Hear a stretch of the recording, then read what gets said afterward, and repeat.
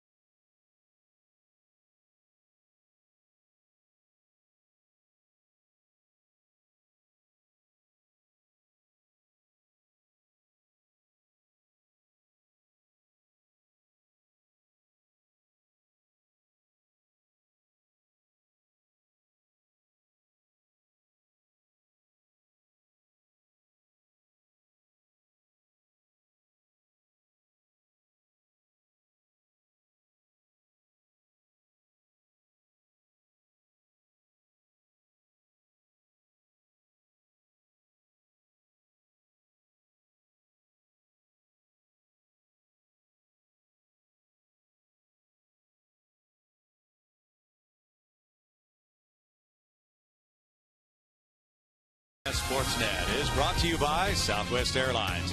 Find our fares online only at southwest.com.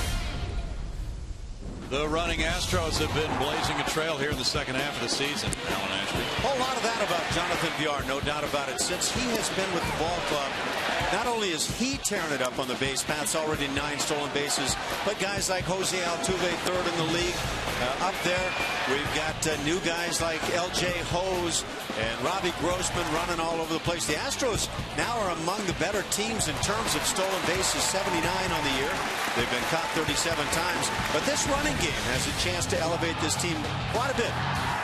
How will the Red Sox be on the road tonight at Minute Maid Park? We'll find out in Game 2 of this series in just a moment.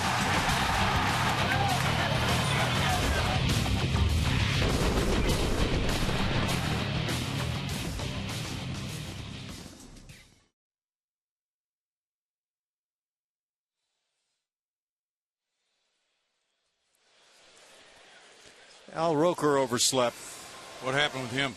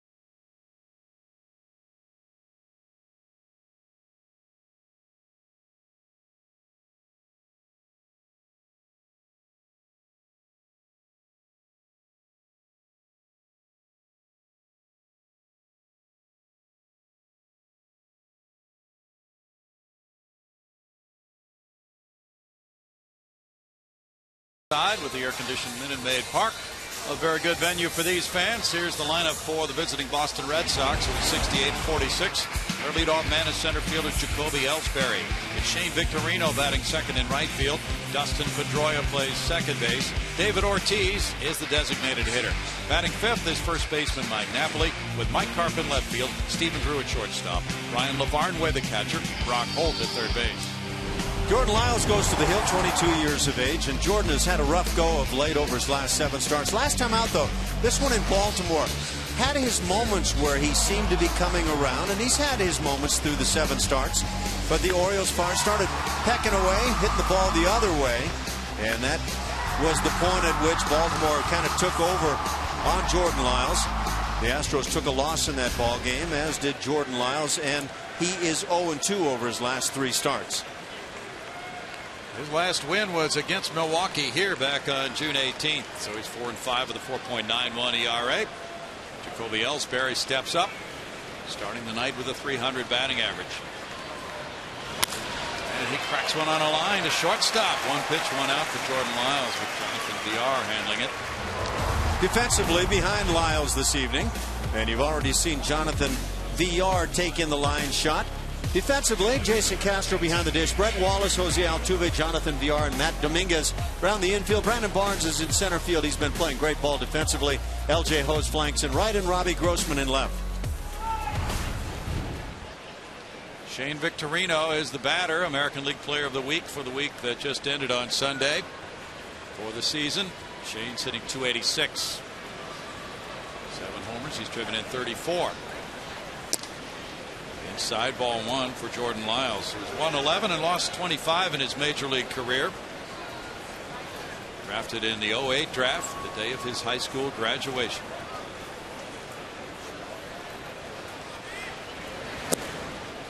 It's a 2-ball, no strike count as Lyles works to Victorino with Pedroia on deck. A lot of sinking action on that 93-mile-an-hour two-seamer down and away.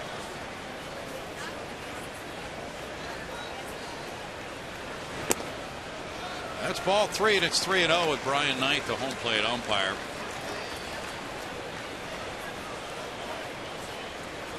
Lyles has one career game against the Red Sox, a no decision, 5 innings, no earned runs allowed. That's in for strike 1, and it's 3-1. Red Sox have just a half-game lead on Tampa Bay. Baltimore 6 games back in the tightly bunched AL East. Foul back, and it's a 3-ball, 2-strike count. The Red Sox are high-powered. They lead in runs scored in the American League, and in fact in the majors with 568. There you see the progression of Jordan Lyles. Those next 7 after the first 3 outstanding, but the last 7 0-4 with a 7.61.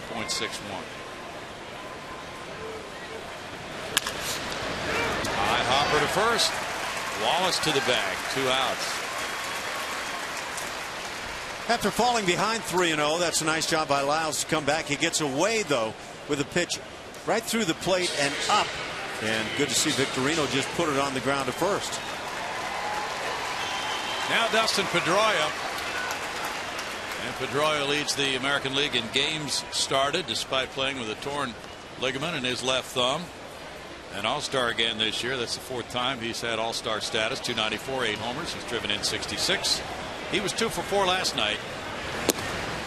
Backs away from it, and it's strike 1 to Pedroia. Pedroia has a .373 on-base average. Just a tremendous player, and he's 9 for 18 against Houston. Fouls it away. In his career, he's hitting .535 against Houston. That's for 43 at bats. 23 hits in those 43 at bats.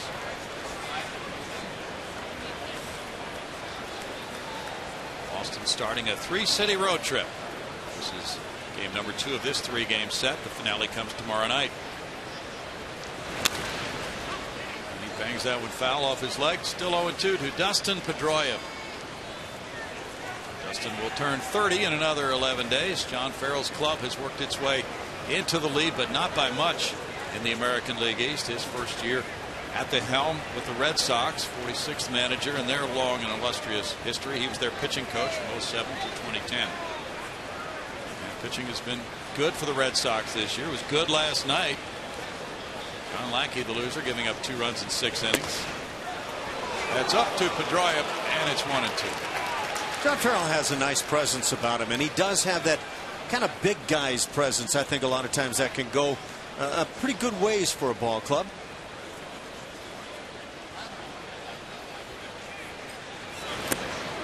Jordan Lyles really threw a different wrinkle there. At Pedroia struck him out. Now the Astros come up against the knuckleballer Stephen Wright with Grossman, Barnes, and Altuve in the bottom of the first.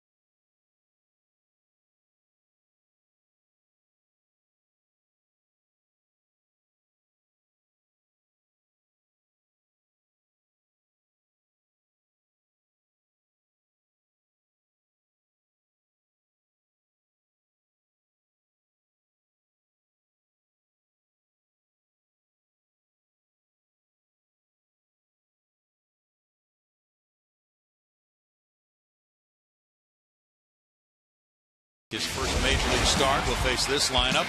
Left field, Robbie Grossman. Center field, Brandon Barnes. Second base, Jose Altuve. Catcher, Jason Castro. DH, Mark Krause. First base, Brett Wallace. Third base, Matt Dominguez. Right field, L.J. Hose. Shortstop, Jonathan Villar. Yeah, Brownie mentioned this is the first start in the major leagues now for Stephen Wright, acquired from the Cleveland Indians. And if I might, right now I'm having amnesia and deja vu at the same time. I think I've forgotten this before. Well, Steve Sparks helped the Astros hitters prepare for Stephen Wright. He threw batting practice in the indoor cage to the Astros hitters, as he did before they had that very good game against R.A. Dickey in Toronto. Yeah, he was helpful, and even talking to some of the hitters, they enjoyed being able to take some swings at that knuckleball. It certainly helped. And the one guy, Mark Krause, had probably the best swings you'll see anybody have against the knuckleball. Very successful. Robbie Grossman takes that first pitch high for ball one. Robbie's put together an 8-game hitting streak, and it's been a sizzling stretch of work with a .448 average, 13 for 29, up to .250 for the season. He takes that one low, and it's 2 balls, no strikes to Robbie. Robbie has been on base in 17 straight games. Last night he had an RBI single in the 5th, going 1 for 4. Wright throws what they call a hard knuckleball, and he also has a pretty decent fastball, a harder fastball than most knuckleball pitchers. Puts that one in for a strike, and it's 3-1.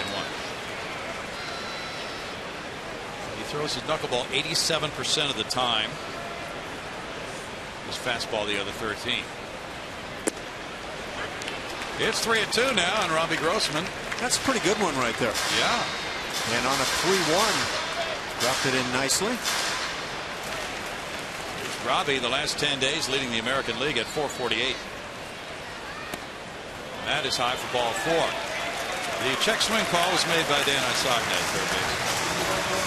Defensively for these Boston Red Sox, they will line it up with behind the plate Brian LeBarnway. He does the knuckleball catching or fetching. Mike Napoli at first base. Around the infield, Dustin Pedroia. Stephen Drew playing a great shortstop for the Sox. And Brock Holt is at third base tonight. In the outfield, Jacoby Ellsbury. He can go get it in center field. Shane Victorino and Mike Karp in the corner outfield spots. Robbie Grossman with 5 steals in 9 tries is aboard, and the batter is Brandon Barnes. The Astros might be doing some running, and he goes, pitches upstairs, the throw on 2 hops, not nearly in time, and Robbie Grossman has steal number 6 after the Astros pilfered 6 last night. Are you allowed to call somebody out on the throw to second that hops twice? No. Yeah, that wound up being rather close. It did, didn't it? I guess only with Stephen Wright on the hill. Pop-up slide. The pitch was ball 1 to Brandon Barnes, who had the squeeze bunt last night. He swings at that one, and it's a 1 ball, 1 strike count. Very well executed bunt for the squeeze by Barnes. And he was 0 for 3 with that bunt, giving him the RBI in the 7th inning. So the Astros did a lot of things well, playing small ball in their 2-0 win. Stephen was asked before the game if he knew what time it was, and he said, yeah, just not right now. Sounds like Yogi Berra. Well, that one floated up high, and it gets away. And here's the advance to third by Grossman. It popped out of the mid of LeBarnway. And as he was looking around, Grossman picked up on what was happening and took off to third.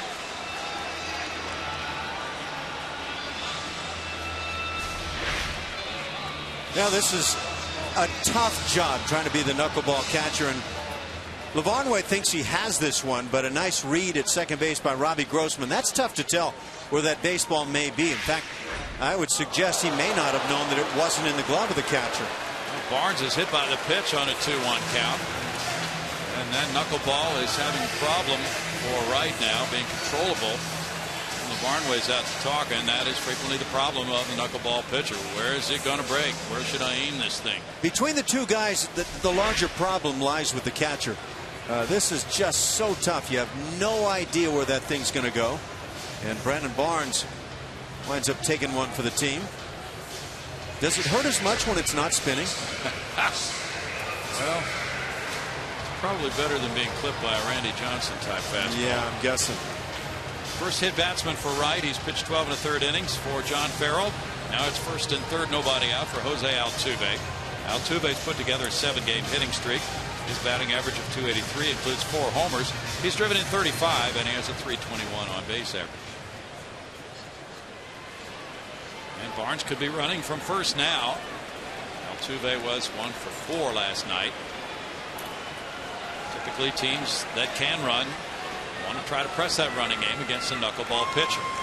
It's a very difficult pitch, as you pointed out, Ash, for the catcher to receive properly. It takes it a little bit longer to get to the plate, but it's that late break that really causes all kinds of difficulty for the catcher. It's tough enough to catch even if you just play goalie on it, let alone trying to get your feet in position to quickly throw down to second base. Barnes does not go. The pitch is ball 1. It's not that there can be much of a trend from a pitcher who has 12 1/3 innings pitched in the major leagues, but so far the low knuckleball has been hit hard from Stephen Wright. 9 steals and 16 tries for Barnes. Usually, and now there's a swing and a miss, and Barneswell advanced to second. Grossman started to come home, and then he saw that the catcher Lavarnway was not too far from it, so he held his position. It's a crazy first so far for Wright. Now, as this gets by the catcher with a good jump at third base, you should score. But sometimes you just don't see the ball right away, and if you don't come. And that's probably the boat that Robbie Grossman found himself in. That should be the second pass ball of the inning. And it's 1-1 to Altuve. Castro on deck. Jose fouls it 1-2. Usually the dictum for the hitters against the knuckleball pitcher is see it high and let the bat fly. But in the case of Wright so far, see it low. Don't let it go. Hit it, because the low knuckleball has hurt him this year. With a batting average of .667 and a slugging percentage of .833 against his low knuckles. Keeps a pitching coach in a bad spot where he has to say, keep it up now. This one gets by, and here's Grossman coming home. Lavarnway with a throw, safe at home, and the Astros lead it 1-0. And Barnes takes third. Pretty close play at the plate. Lavarnway made a nice effort to get his throw right over the plate to right. You know, it's tough. If you get a knuckleball pitcher that works out, R.A. Dickey, the Cy Young Award winner from the National League a year ago. But when it turns into one of these games where the catcher can't make contact, everything's just going all over the place, it can get so ugly. That should be the third pass ball of the inning.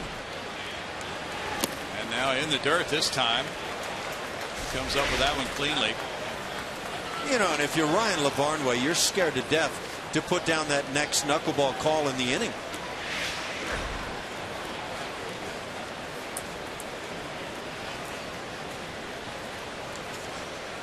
Full count to Altuve with Castro on deck. And a swing and a miss gets a strikeout, and out number 1 for Wright.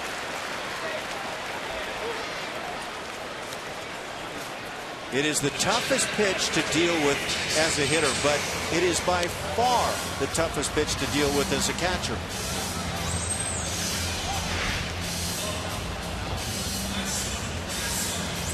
Yeah, you catch it, then you're not sure if you did and where the ball is. Wow, it's in my glove. Altuve is thinking, oh, that's just not legal. Nobody should be able to hit that thing. Infield in now for Castro, is on a 6-game hitting streak.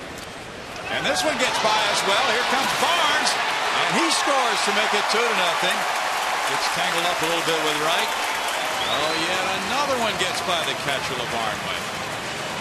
You know, if I'm the Red Sox right about now, I'm probably not thinking, what's the deal with Wright and can we afford to put him out there? But probably thinking, is there a catcher who can handle this and turn this guy into a successful pitcher? Because for the moment, it's not Lavarnway.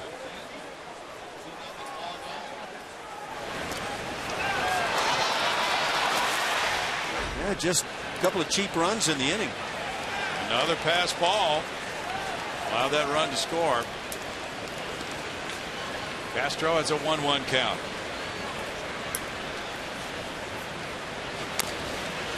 Trying to remember the game in Montreal. Let's see, Mike Hampton was pitching many years ago, as you might remember. And the Astros had a backup catcher. I think he had 6 pass balls in that game, and he wound up being released a couple of days after that. I recall the game you're talking about. Yeah, I'm going to have to think on that one. Very difficult assignment, though, obviously. Yeah, and because the catcher didn't stick around, it's probably a name that's not going to come to me, but I do recall the game. Yep. What a difficult assignment. 2-2 to Castro.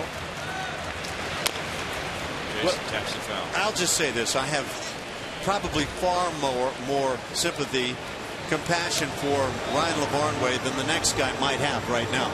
I've been there with Joe Niekro. It's an assignment that at times can feel like the most frustrating, impossible assignment that anybody could possibly have. But there's a chance this guy could be pretty good. I'm talking about Stephen Wright. If anybody can catch him. 3-2. The name Jared Goff comes to mind. I think that may be it. Okay. I think he was that catcher. Liner into left field.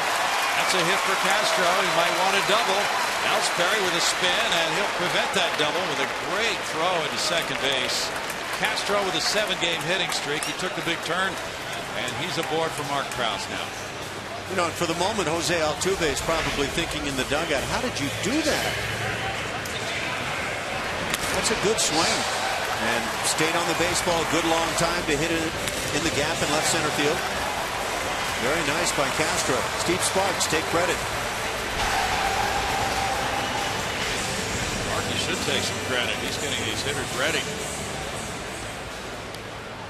Now Mark Krause, he had that big game Julia was talking about earlier in Toronto against knuckleballer R.A. Dickey. That one almost clipped him. That's ball 1 to Krause with a 197 average. He has 3 homers, 9 runs batted in. One of those 3 homers came off Dickey.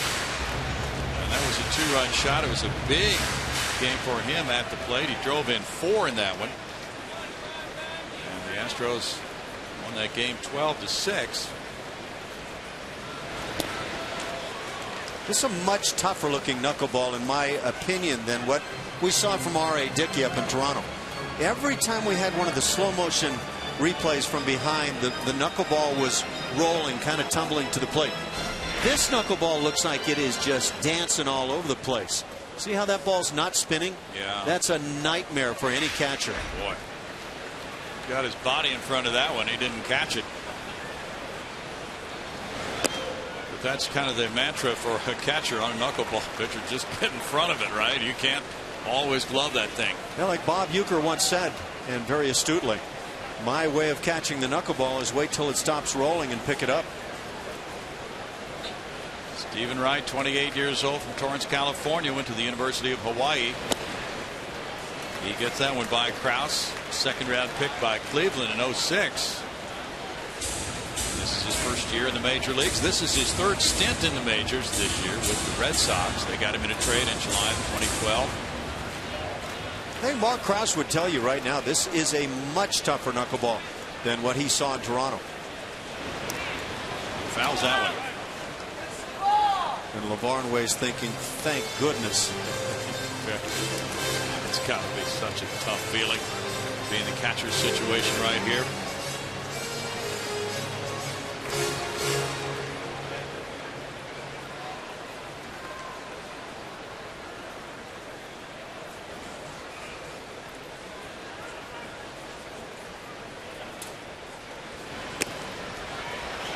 That's ball 3, and it's a full count now on Krause.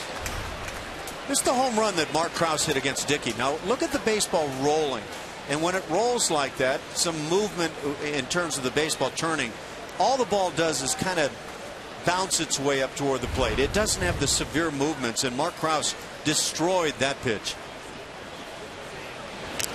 He fouls that one back. Good cut by Krause. Krause had a 2-run homer and a 2-run double off Dickey.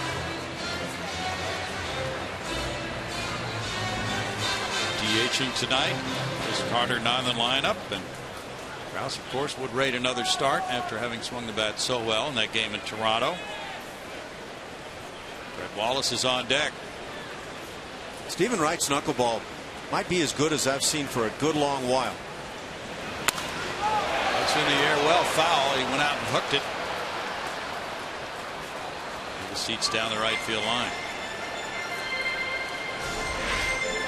Let's see what this does here as Krause hits it. Well, that's not spinning much. Maybe a little bit of turn, and that maybe takes some of the severe action off of it. But this guy's intriguing. And if you can find somebody who can catch him, there might be something to him. Wright has won each of his last 2 outings in relief. First 2 major league wins.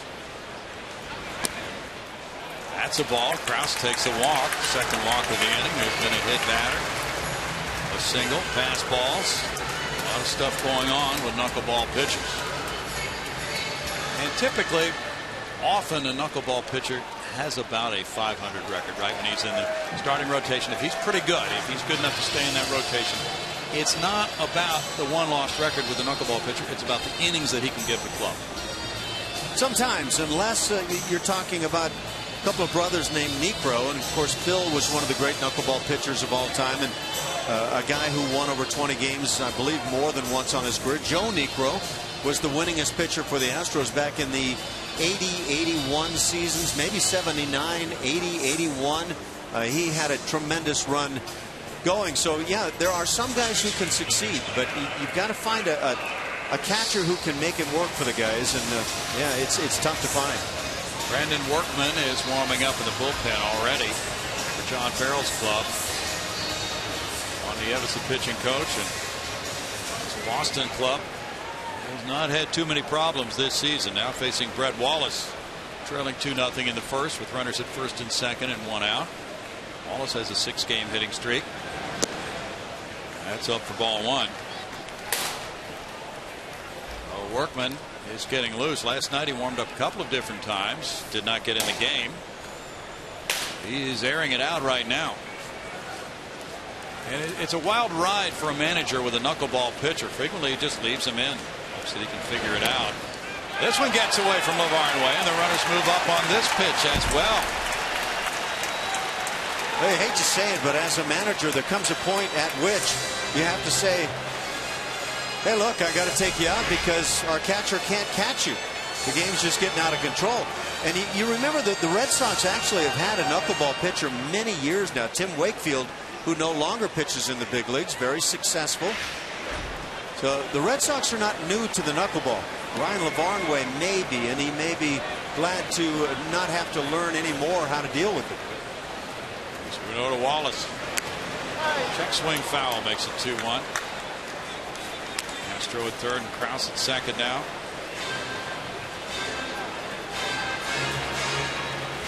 I don't know if Jared Saltalamacchia is trying to find a way to look invisible on the bench for the Red Sox at the moment.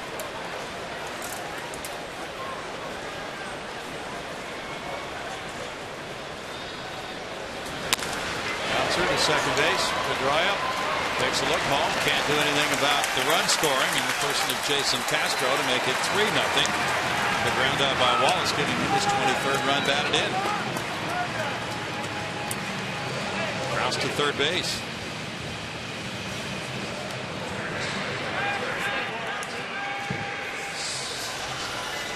It doesn't have to be about contact for the hitters. Sometimes it's just taking up these knuckleballs with men on base to allow the catcher to have major problems. It's got me thinking, what is the most number of pass balls a catcher has ever had, not only in a game, but in one inning? Yeah. Well, this might be it.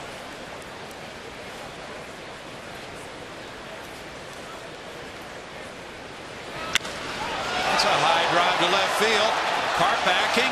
Carp at the wall, feeling for it, and just enough room for the catch on the Dominguez drive to end the first. With 3 runs scoring for Houston on 1 hit and a man left.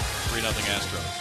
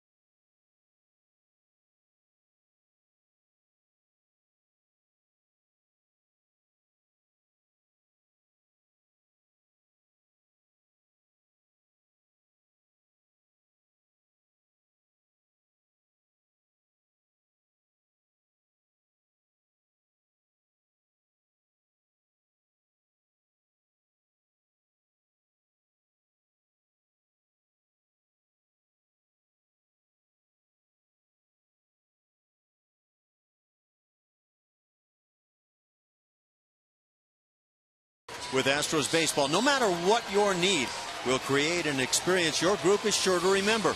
Call 1-877-9-ASTROS or visit Astros.com to enjoy special pricing and great benefits by reserving your group or suite today.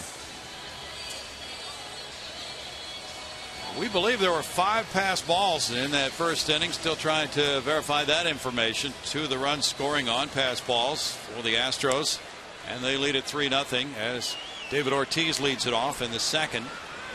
Ortiz at .318 with 21 homers has 71 runs batted in, a .980 OPS for David Ortiz, and the shift is on for him as usual. He is taking, and it's strike 1. Ortiz is 9 for 18 against Houston pitching with 2 homers, 8 runs batted in. He had 1 hit in 3 at bats with a walk in last night's game. One of the top DHs of all time since that rule came into effect in Major League Baseball in 1973.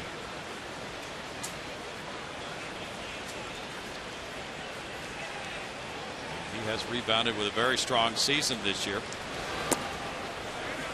It's a 2-ball 1-strike count to David Ortiz. He has reached base in 19 games in a row. Jordan Lyles has been handed a 3-0 lead. He will not be tolerant of walks. Now ball hit sharply foul, and it's 2-2. Jordan appears to be throwing more two-seam fastballs than he did back earlier on in the season when he kind of came on the scene and had some very nice success. The two-seamer is a good-looking pitch, don't get me wrong, but it's a tougher pitch to control in the strike zone.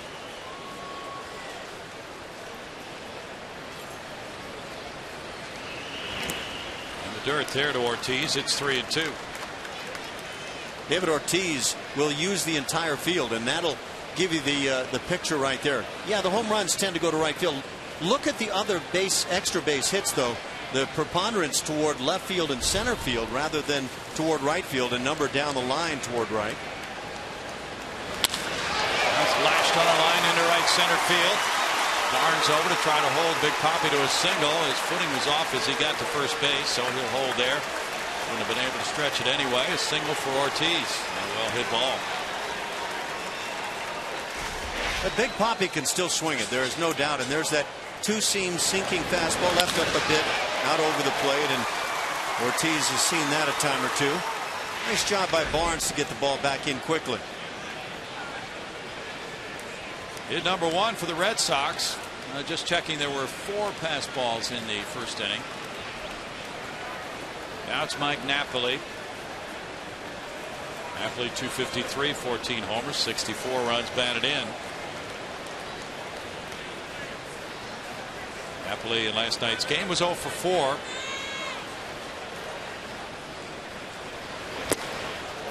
Late on the fastball. There's strike 1 for Lyles. It's back to the four-seamer. Jordan can bring that mid-90s. And I think it's a tough challenge to figure which way do you want to go. Do you want to go with the four-seamer, which you can kind of velocity up with a bit, or run that sinker? The four-seamer would be the easier pitch to command normally, wouldn't it? Without question. Yeah, it's also the easier one to hit, assuming you find a lot of plate and leave it up. But it is an easier pitch to command. It tends to plane out on you much straighter. Lyles again has good movement on the two-seamer, just not good command yet. Check swing roller. VR comes after it, shovels out to the middleman. 6-4-3 double play.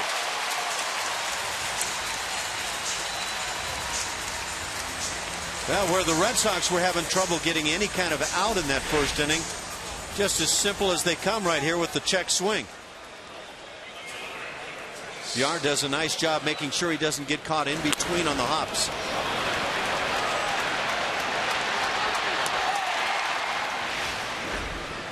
Altuve were double play mates in the minor leagues. They have worked smoothly together since VR was elevated to Major League shortstop. Mike Carp is the batter. Ball 1 to Carp. 312, 8 homers, 28 runs batted in for Mike Carp.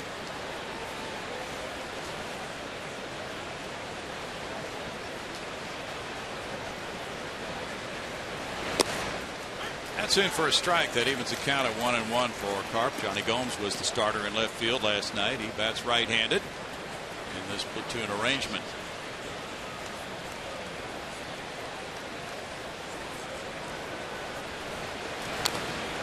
Carp fouls it. It's 1-2. Carp had a good series at Fenway against the Astros in late April. 4 for 10 with 2 runs batted in. Just thinking about a guy like Mike Carp, and obviously he does a heck of a job for these Red Sox, but we were talking on the pregame show about the Texas Rangers and the need they have now for another outfielder, how he would fit in. Oh yeah, struck him out. That's number 2 for Lyles, who gets a double play ball and a strikeout in the scoreless second inning, and the Astros lead it 3-0.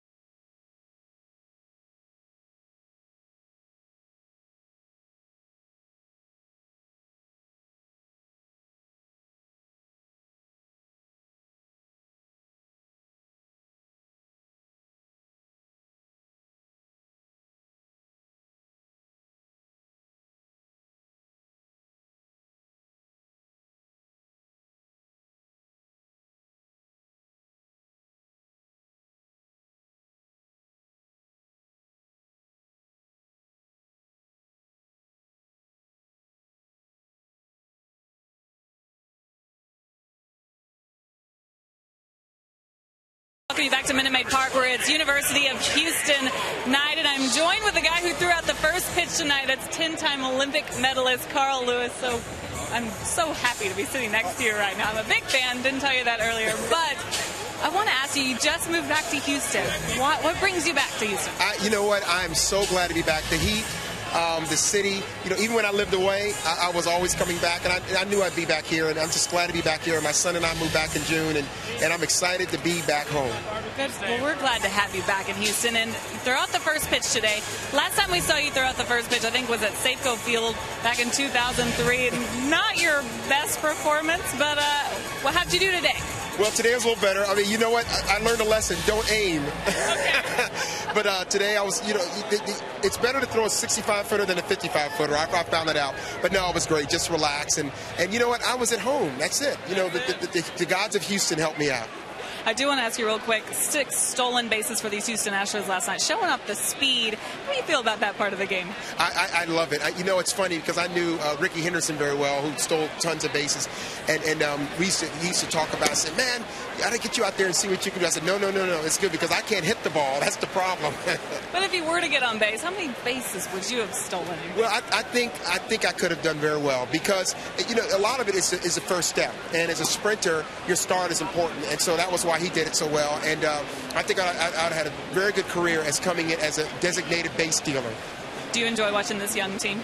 Oh, I love it. And I love the sport. And the thing about baseball, it's so technical. And the thing is, track and field is a similar sport where it's statistical, it's technical, and I like to see the little things. So a game like this is great. It's about family, and everyone talks about how American it is. And I feel a great thing being out here watching the Astros.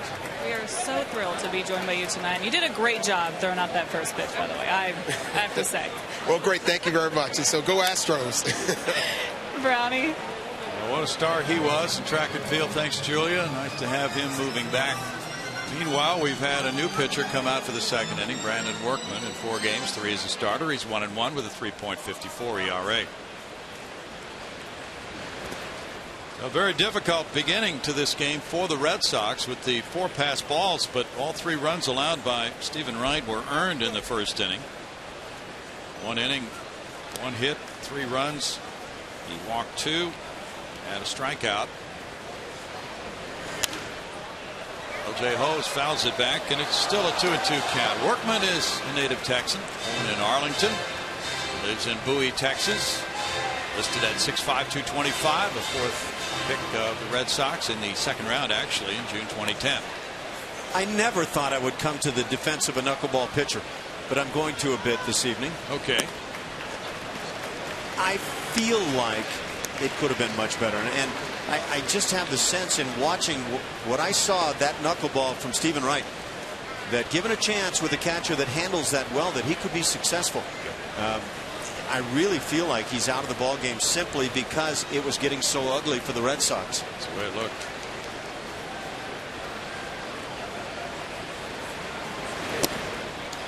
That one had some downward action on it. A strikeout for Workman.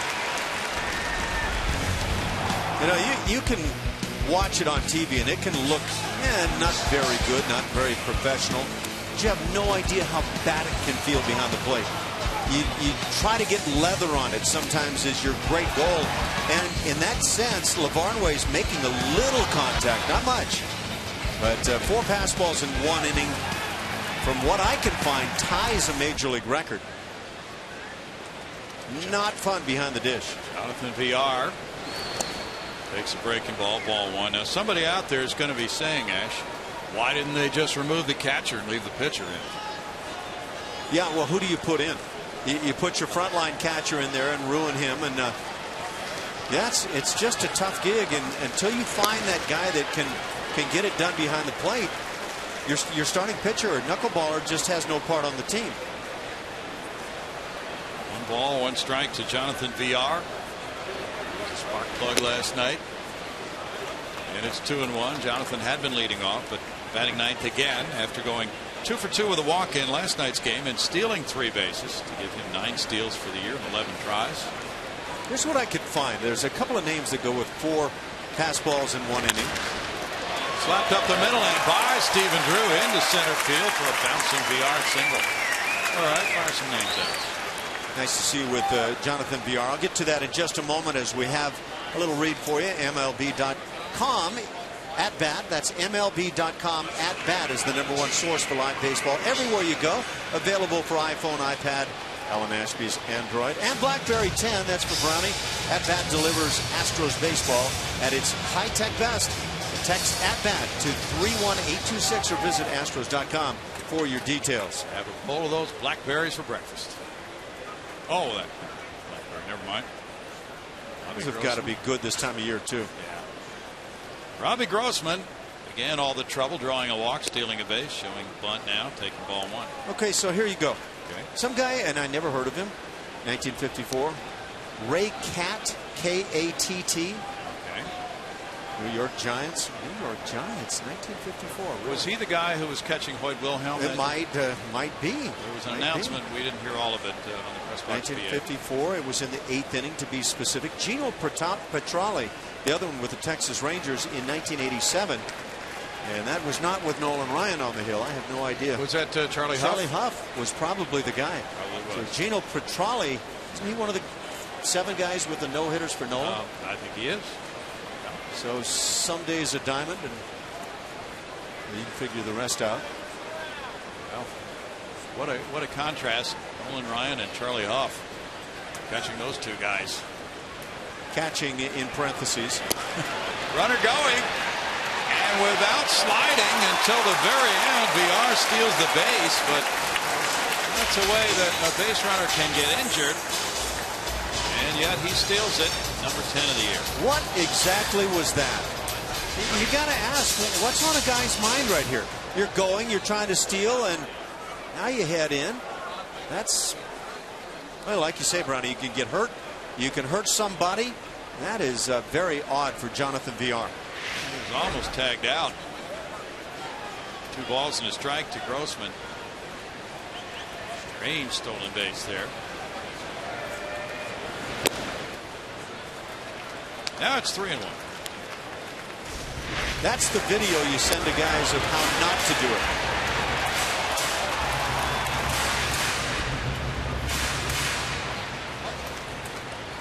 Brandon Workman's going to be counted upon, no doubt, to stay in this game for a while. He was just recalled yesterday for his second major league stint. Came up the first time July 9th. That's a high shot up the right field line, and that ball's going to go. Two-run homer. Robbie Grossman. And Robbie, who hit one in Baltimore, now connects at home his first Minute Maid Park home run with a Cy-Fair High School star. And it's 5-0 Houston. Robbie Grossman is not hitting cheapies. The couple he has hit have been bombs from the left side of the plate, and that is not his strong side. Look at him get all over this thing.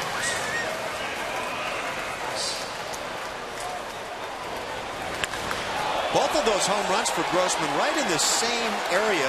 Obviously different ballparks, but you just hope they stay fair and then watch how far they go. Very impressive blast. Working with a lighter bat now since he was demoted to Oklahoma City, and he has been producing some terrific results. Big Poppy would have been proud of that home run. Yeah, he was talking about that with us yesterday, about using the smaller bat, trying to be quicker. Well, that quickness is working. He had a lot of top hand in that thing. A hard hit line drive. Brandon Barnes at 0-2 in the count. Fouls it back. The Astros hit their first homer off Red Sox pitching this season. They lost all 4 games in Fenway back in late April, and they were outscored 28-10 in that 4-game sweep by the Red Sox, but rebounded last night and bouncing back to look strong again in the early going tonight. Roll to shortstop. Stephen Drew is right. He throws on the run. Good accurate play. Smoothly done for out number 2. Stephen Drew not making errors this year, and really does make it look nice. We've seen a couple of times in the series Drew come on, throw on the run like this, and though every shortstop does it, this just looks as easy as can be. 2 down now, and it's Jose Altuve. He struck out in the first inning. You know what makes it so tough for a guy like Ryan LaVarnway is that's his role on the team. Foul ball up the right field line. Victorino over, and he makes the catch. So when you don't perform your role very well, that's a long few days until you get back in there again. And the Astros get the 2-run homer from Grossman in the second inning. They lead at 5-0.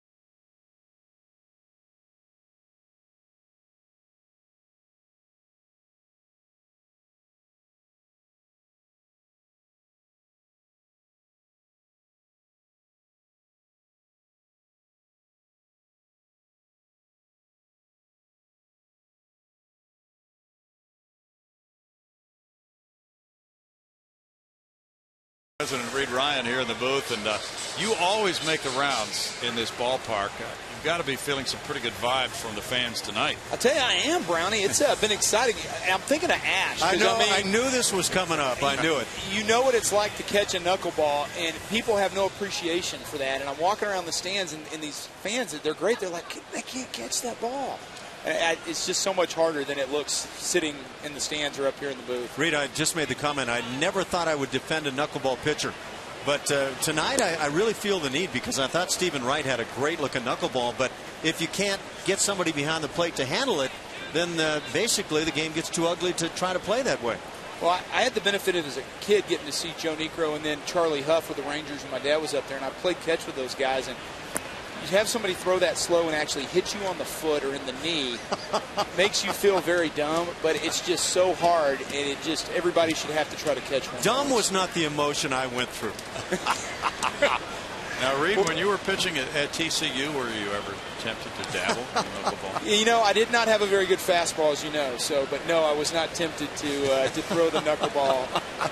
Although when I saw Wakefield later in life come out, some of the other guys, maybe I should have. I had all these great mentors and didn't take advantage of it. Stephen Drew, there's a diving try by Grossman in left. Brandon Barnes fires into second base to hold him to a single. Nice backup by Brandon Barnes. Yeah, it looked like Robbie Grossman actually, before the dive, kind of stumbled a bit, and it led to a kind of a splat dive. Don't know that he would have had a chance either way. These two outfielders working together pretty well, though, Reed, as Brandon is able to back him up.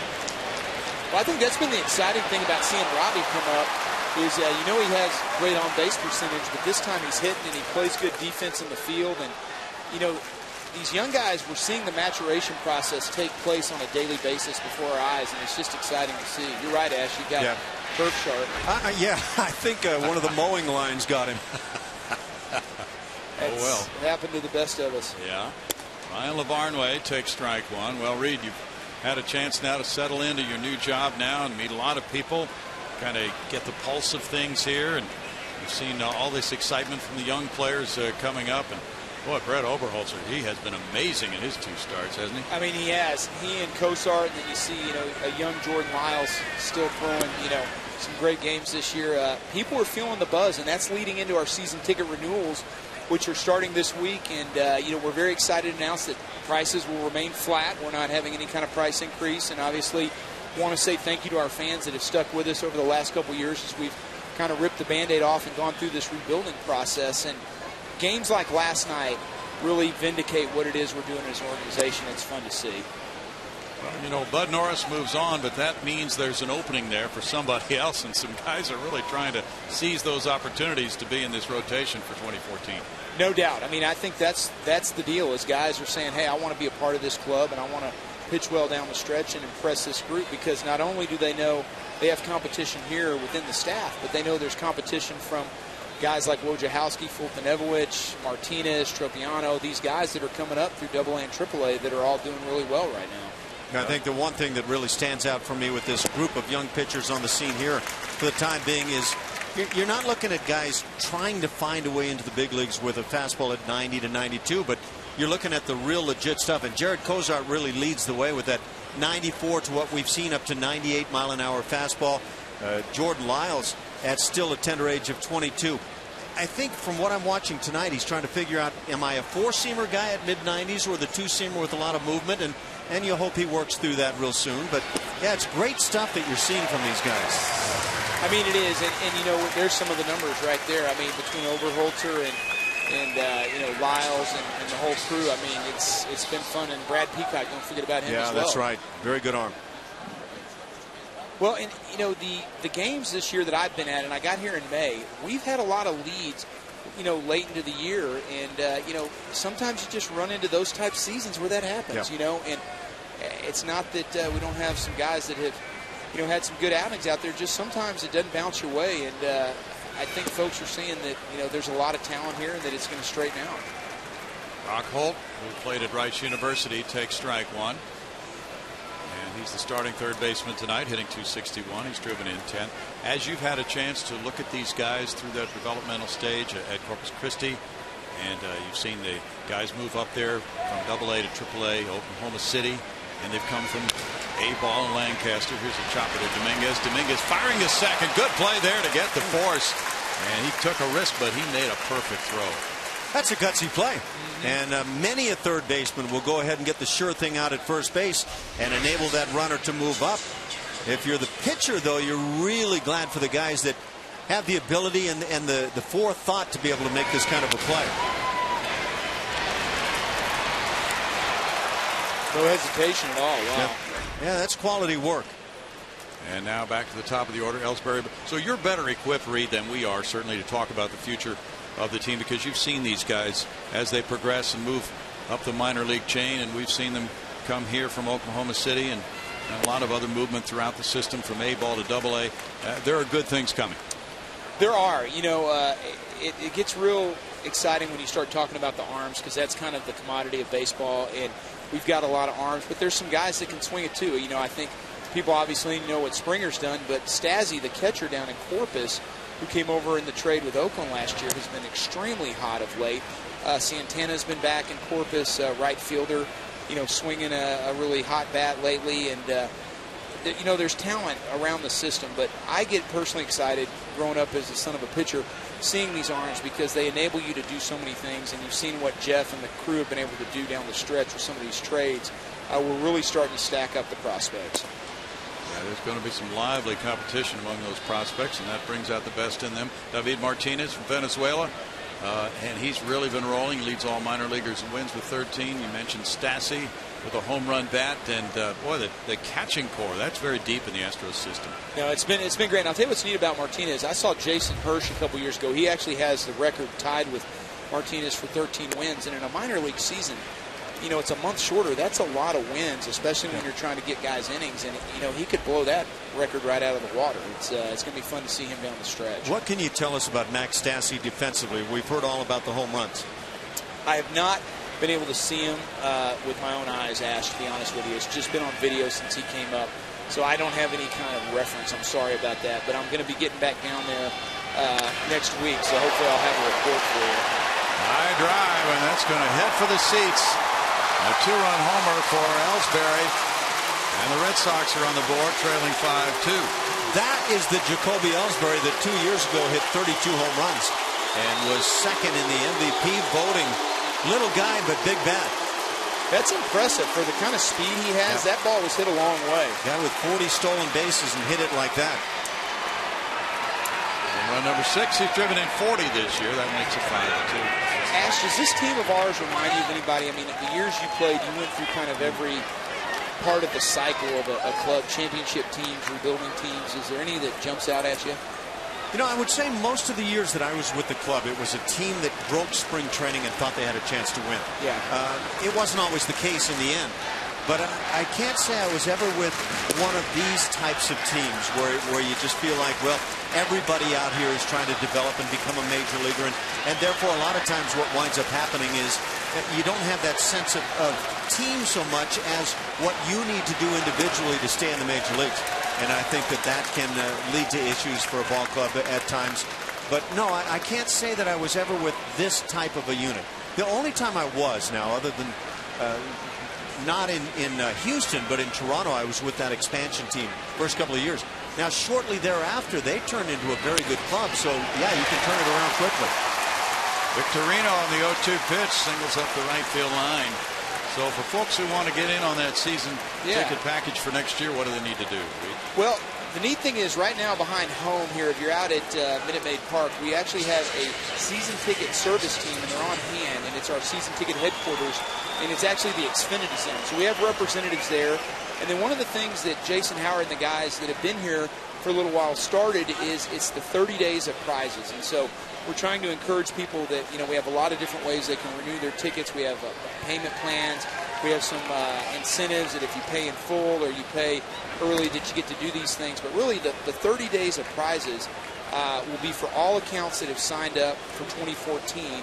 And it's a celebration. They've got lots of neat little things from memorabilia and different interactive things that you can draw for. So if you want more information, you're not here tonight, you're watching at home, you can go to www.astros.com or you can call 1-877-9-ASTROS. So just give them a call right now, and there's folks waiting to talk to you. There were some people down on the field during batting practice, and they were checking out season seat locations, and they were pretty pleased with the location they're going to be looking at, which is off the right field line a little bit today. But that points out the fact that there are some great locations now that are available that might not have been available 5-6 years ago. So people might think, well, I don't know what kind of a seat I can get. It's probably going to be something you're going to like. Well, you hit it on the head. I mean, in 2004, 2005, we're talking All-Star game, we're talking going to the World Series, and folks wanted to be down close, and the season ticket holders had them. And now is the time to really get in on those seat locations, lock it in, because the talent's coming. We've got 6 teams in the minor leagues that are going to be in the playoffs, it looks like. We may come out with the #1 rated farm system in all of baseball. And if you look at historically how that's kind of translated to the big leagues, in a couple of years it translates to playoffs. And so that's really what we're telling folks is get in now, and we're keeping prices the same, and come on out and watch these young guys mature before your eyes. And when you get nights like Brandon Barnes with the cycle, or VR stealing home, or these great pitching matches, man, it just gets you fired up. It does. And that one hit him. Dustin Pedroia hit by the 1-2 pitch. So Lyles, he gave up the Victorino hit on 0-2. Got ahead of Pedroia 1-2. Crowded him a little bit too much. I've seen Jordan pitch through the minor leagues and obviously the last couple years here. And it seems to be that he'll be cruising along and he hits these little patches where the game sort of starts to get away from him. And that, to me, is the little things I look at in the game is we know he has great stuff. These are those kind of shutdown innings that I'd love to see him work out of that just build to that next year when he's, in that rotation every day, and the games get bigger and bigger in magnitude as we start cranking up the wins. Yeah, I think as I watch Jordan Lyles, watching a guy try to 4-seam and 2-seam all at the same time, I think it's really difficult. And I really think he has good enough stuff to settle in on one for a while until he can really kind of hone in and get there. That was a 2-seamer that ran in and hit Pedroia. This might be the biggest at bat of this game right here. David Ortiz batting. Well, it's interesting is, last night he came up and we had the big shift on, and I was talking to Sig in our office today about, you wonder what he's going to do, if he's going to try to go that way or if he's going to try to pull the ball. And, when we're in a situation where we are with rebuilding, you're able to try some of these things. And to me, it's been fun to sit back and watch some of the stuff that we've been trying with this club, and I think fans are starting to get into it as well. Well, last night when he was batting in the 8th inning, we looked out and we saw L.J. Hose standing on the warning track in right field in a no doubles defense. Have you ever seen that one, Reed? I hadn't. It was I told Sig today, it was the most pronounced shift I've ever seen, and he would end up getting a broken bat flare over second, Right. But that's what makes this game so great is you just never really know. 2 balls and a strike to Ortiz. Yeah, I find myself really pulling for a guy like Jordan Lyles because his stuff is so good. And having worked with pitchers for so many years, you can kind of isolate the guys that have that talent early on. And I think that's what I see with Jordan Lyles. And, of course, like you say, a lot of talent coming from the minor league system. A chance to really turn it. Line drive hit to right field. I'll get Victorino in to make it 5-3. RBI single. Ortiz, he's 2 for 2 in the game. That's his 72nd run batted in, with Pedroia taking 3rd. It makes those runs early so big in a game like this when you play. Even we won the game last night, but you kind of forget the Red Sox are one of the class organizations of baseball and have one of the better records, and have got some guys in that lineup that can really shine. They have scored the most runs in the American League. They've played more games than some of the other clubs. The Tigers, maybe the best per game in terms of runs, but a very good offense. And when you're facing David Ortiz and Dustin Pedroia right there in the heart of the order, you're dealing with some of the game's best. And sometimes holding David Ortiz to a single when there's 2 guys on is a win. We're 1 pitch away from being out of this inning and taking a 2-run lead in the bottom of the 3rd. It'll be Napoli coming up. He bounced into a double play earlier. We got a treat last night from young Josh Fields as he came in and first save in the major leagues, first save opportunity. Struck out all 4 men he faced, and these are the kinds of things we're being treated to here in the second half of the year, as a lot of guys are getting a chance to do something that they have not had a chance to do in the first half of the year. What a curveball he had last night. His fastball was on, and Brandon, kind of going back to the season ticket deal, the one thing that we've done is we've really listened to the fans. When I first got in here, folks said, hey, we want to get out here earlier to see batting practice. So we opened it back up to 2.5 hours, where gates are open. We heard that, we wanted to do things like draft parties or meet Bo Porter or, clubhouse tours. So we're here, we're listening, and if fans have ideas on how we can improve the experience at Minute Maid Park, I want to hear it. That's a big call. It's 0-2 to Napoli. The curveball, not exactly where Jordan Lyles wants it, but still finds a bit of the strike zone. Knowing Knapp like I do from having him watched play with my dad's club the last couple of years, he will chase a high fastball in these situations. That's what Fields got him on last night. Going from first and a good curveball. Reed Ryan, thanks so much. All right, thanks guys, appreciate it. Keep up the good work. You bet. Enjoying it. 5-3 Astros.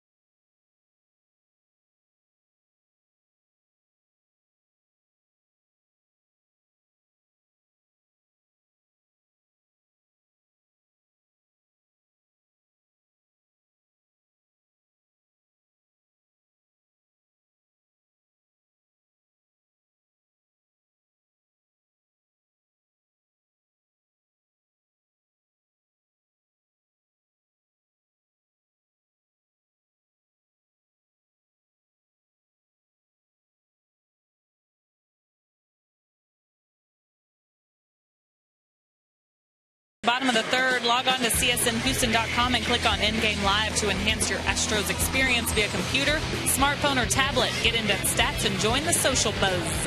In-Game Live, only on csnhouston.com. Yes. Julia, what would be your record this season in the navy blue shoes? Do you have any idea? In the navy blue shoes? Yeah, is that what you're wearing tonight, navy blue? They're more black. Black, patent, okay. Patent, maybe. What's your record in patent? Do I have to keep track now? Yeah, you have to keep records. We're very detailed about our record keeping here. Bo Porter was not happy with my shoe choice today. He said you needed to wear the green ones. We'll get Elias on the stats for that here starting the next couple of days. Strike to Jason Castro. Well, people do notice those things in baseball. You run across a lot of superstitions. That's in for a strike, and it's 0-2 to Castro. All right, there they are, patent leather. And very, very stylish, but they're stylish. Certainly you've toned it down since last night. From that electric color you wore last night. And that one produced a shutout win. So naturally you would receive questions about your apparel when you arrived at the ballpark today. Well, fun fact, I wore those shoes on Jared Kozart's Major League debut. Ooh. Wow. Which was also a very good night. Well, we need to see them again this homestand then, at least. It's 1-2 to Castro. I'd be really surprised if the pitchers aren't begging to have you wear those on their nights. Yeah. These shoes are taking on a life of their own. They really are. It's a little scary when they're keeping video of that in the truck, Julia. 2 balls and 2 strikes. We're going to have graphic boards on the shoes Julia wears pretty soon. I know. Now y'all have me thinking a little bit. What else are they keeping track of? My hair. What I've done with my hair that day.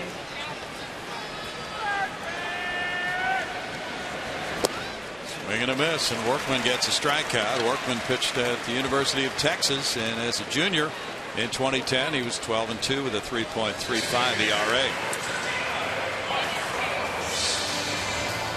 So not far from home as he's back in this game with a chance to pick up a win, taking over in the second inning. He gave up a 2-run homer to Grossman. but now he's retired 3 in a row and moves along to face Mark Krause. What a great name for a bullpen guy. Yeah. Last year he was the Red Sox pitcher of the year in the minors. Struck out 130 in 25 starts between High A Salem and Double A Portland. Krause takes a look at it. It's ball 1 to Mark. Boston has 3 runs on 5 hits. Houston has 5 runs on 3 hits. 1 ball, 1 strike.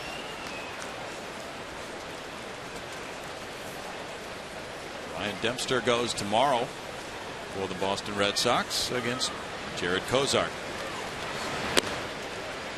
Off-speed pitch makes it 2-1.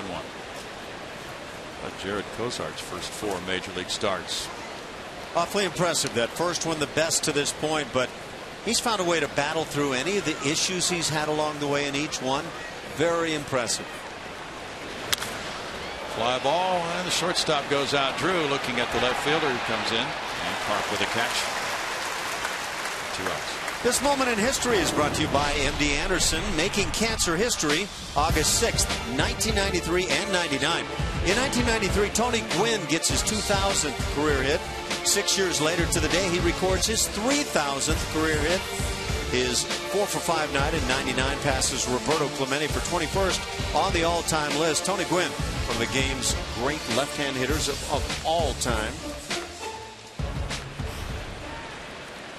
Now 2 outs, and it's Brett Wallace with a bouncer to second. He got RBI number 23 of the year in that 3-run Houston first.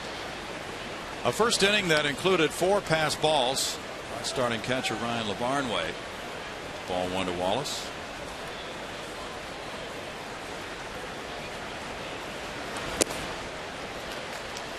One and 1 as we look at Tony Gwynn.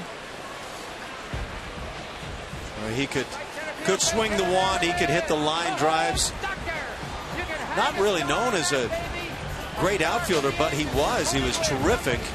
Ran a whole lot better than that body would indicate at first glance. He stole a lot of bases early in his career.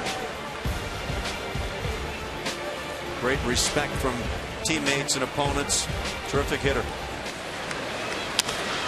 That's a high drive to right field by Wallace, and he has ripped that into the seats. A line drive homer, number 9. And the Astros lead it 6-3 as Wallace goes deep.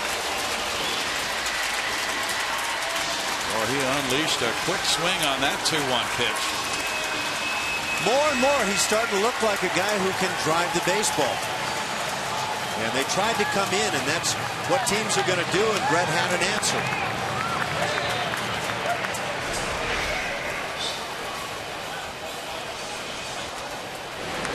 And we've talked over and over about how teams likely would start pitching him in on the hands. And a number of times he doesn't really have a response for that pitch. This time he turns it and drives it. That's his 9th homer since he was recalled June 25th. Dominguez with strike 1. Chops that one foul. No balls, 2 strikes. Man with a fly ball to left earlier. Now Wallace, since his recall, has 17 extra base hits of his 31 hits. So his slugging percentage, which started the night at .464, has been on the rise. That's a liner out to center field. Ellsbury with a catch. And the Wallace long ball, the second in as many innings for the Astros, makes it a 3-run lead again for Houston, 6-3 after 3.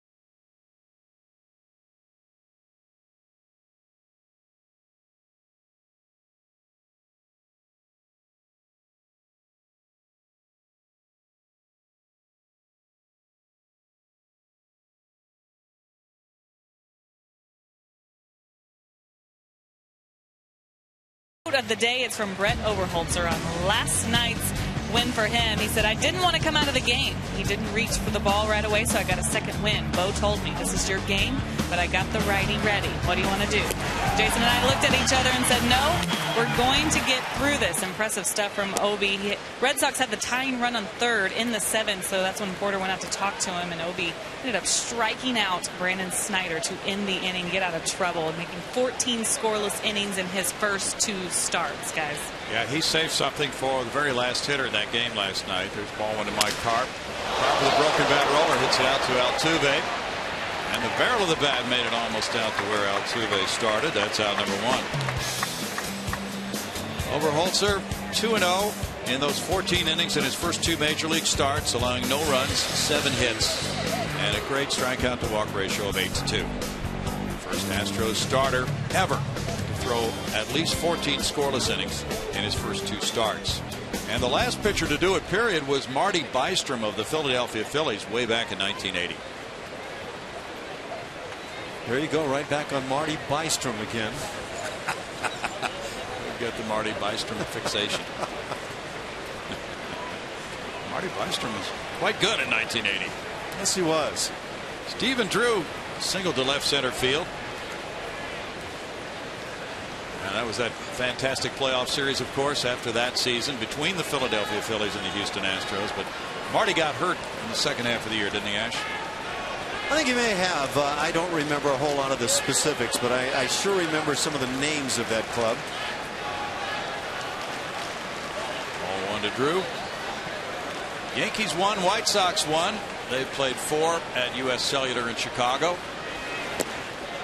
Hiroki Kuroda for the Yankees and Chris Sale for the White Sox. Alex Rodriguez is DHing tonight. He has a walk so far, no at bats. Getting worn down by playing third base every day? Yeah, maybe so. Evidently, still not running well from what we were hearing from people who saw him. 2-1. Well, you know, there are all kinds of tweets on a game like that. Last night there was one tweet that Alex Rodriguez is back at third, hitting fourth, and pleading the fifth. That's good. In tight for a ball. It's 3-1. Jordan Lyles trying to square his record at 5-5. He's 3-3 at home, but his ERA in this ballpark is 5.73. That one runs outside for ball 4. Yeah, I was wondering about how Yankee teammates would feel about playing with A-Rod at this point. But, you know, in one sense, he takes all the heat off of everybody else in the lineup. One of them said that, too. Yeah.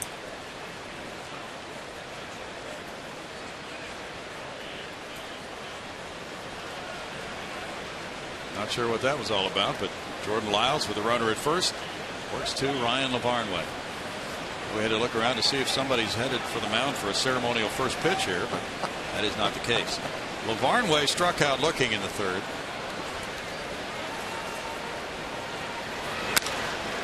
And shoots that one into the seats. Foul for strike 1. Pretty sure it wasn't throwback hat night. Tigers 5, Indians 1. They're in the top of the 9th in Cleveland. Tigers would love to use that series as an opportunity to put more distance between themselves and the Tribe. They have a 4-game lead right now. Tigers have won 9 in a row. And they beat the Cleveland closer last night. Chris Perez. It's a 1-ball, 1-strike count. The Detroit club with the shrewd dealing of general manager Dave Dombrowski, picking up the Boston infielder Jose Iglesias. It's hat night here at the yard. It's a nice looking fruitcake hat. 1 ball, 2 strikes. You never know which Christmas that fruitcake comes from. Could be from, you know, you ever get a fruitcake for Christmas? If I did, I didn't eat it. I have never been a big fan. Oh, that's a Fenway Park hat. Oh, okay. I see. Where's the monster? Oh, the whole thing is the monster. Yeah, she's got the Sitco sign there. She does. That is stylish. Lavarnway strikes out. Boy, has he had a rough night. Jordan Lyles just keeps getting very good movement on that two-seam fastball, but sometimes a bit too much. 2 strikeouts and 4 passed balls for Lavarnway. Yeah, that's not a good night. And that's not a good hat. Well, you have to be a very confident person to wear a hat like that. Yeah, you do. Holt is the batter.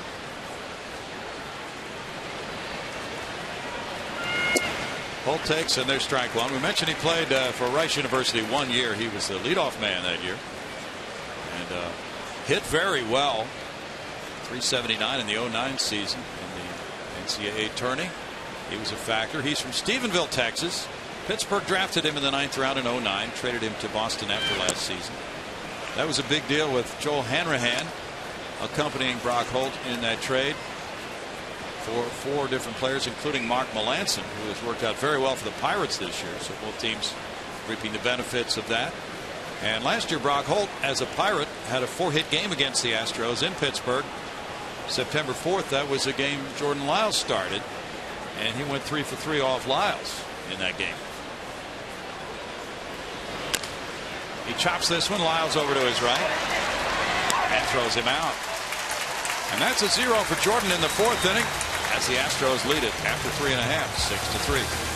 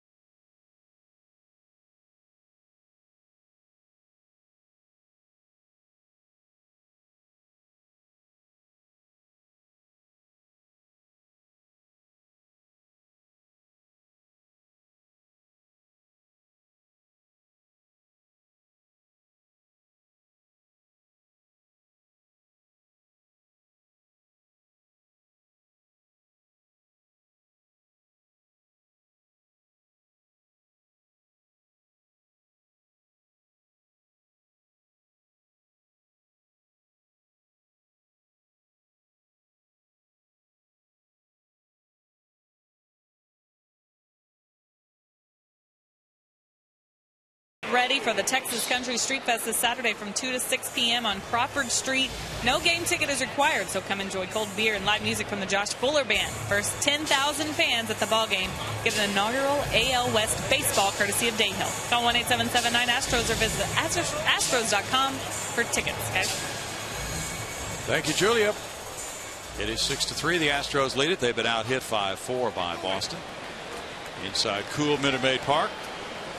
It's L.J. Hose leading it off. He struck out in the 2nd inning. And this one goes in the air to center field, chasing Ellsbury way back.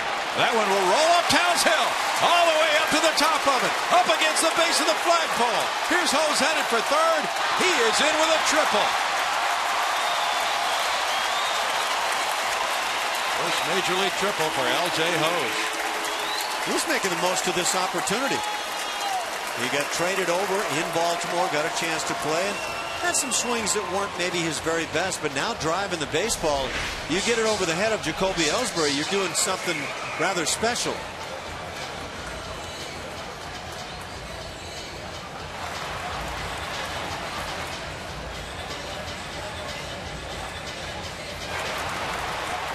And he runs well, and we saw the stolen base come into play last night.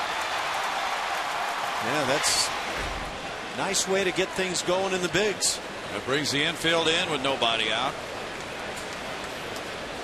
For Jonathan VR. Hit number 5 for Houston. VR takes strike 1. VR singled to center field in the second inning. A bouncer to the left of Stephen Drew. Lead off triple.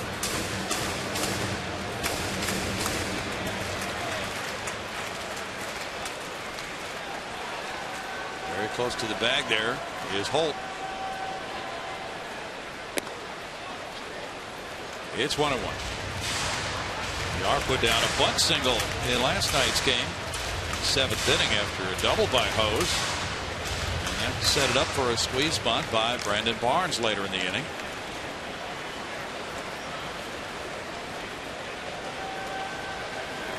Astros have 2 homers and a triple in this game.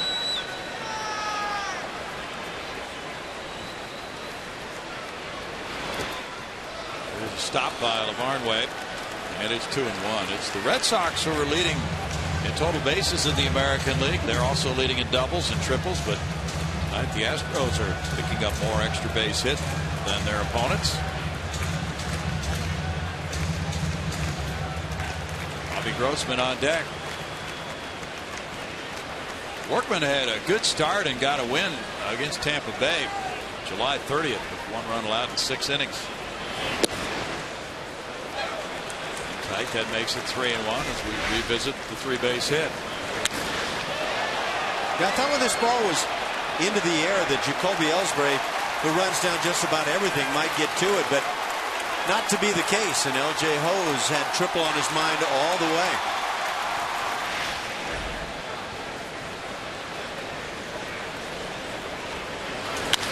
Bouncer up the middle, that'll get him home. RBI single, Jonathan VR. 7-3. VR's 2 for 2. Both of his hits have come on bouncers up the middle. That's a great place to hit it. The infield in. Runner at third. Nobody out. A little more aggressive here of late for Jonathan VR, and I think that will serve him well. He's been caught looking on strike threes numerous times with that infield drawn in. That's a big gap up the middle, and this pitch not likely a strike. Just chops it, finds the hole, and now the speed is aboard. See if he decides to slide when he steals it back this time. Robbie Grossman, the batter. Bunting. Fielded by the third Sacker. Holt, who gets him. The sacrifice. VR gets the second. Grossman retired. 5-3. You know, I don't know how I feel about this. In fact, I think I do.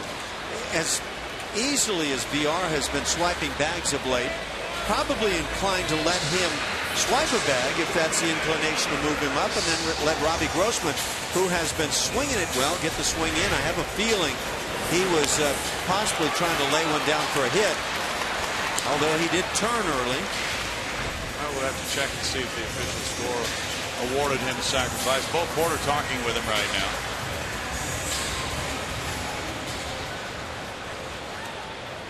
Well, we're assuming he was bunting on his own there because the Astros do have a 4-run lead. And because that didn't look like a... Now, that was a fine bunt, son, and when I put the sign on like that, do it again exactly that way. It didn't look like that conversation at all. And I have a feeling maybe Bo Porter felt the same way that I was expressing, that go ahead and let the speedy guy run. You go ahead and swing the bat. We'll drive in the run, and we'll call the sack when we want it. Brandon Barnes has the RBI opportunity. Right to Barnes, who has been hit by a pitch. He scored a run in that 3-run first, and then he grounded out. Justin Verlander has pitched well tonight for Detroit in Cleveland, giving up 1 run in 8 innings against Justin Masterson. Don Kelly hit his 5th homer, and the Tigers are trying to wrap it up 5-1 in the bottom of the 9th now.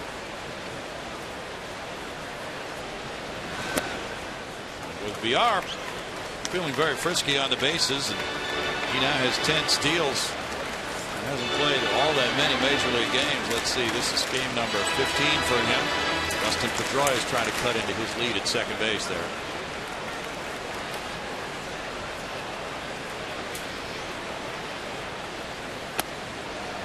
Barnes takes it. 2 balls and a strike. That's a great ratio for him. 10 steals in 15 games to start his major league career.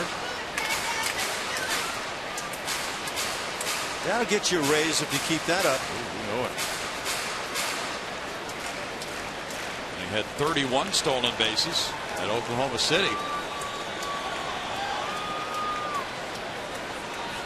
The draw is right behind second now. The turn by the pitcher, Workman. It's VR back to second base. Well, he's obviously caught the attention of major league pitchers and managers.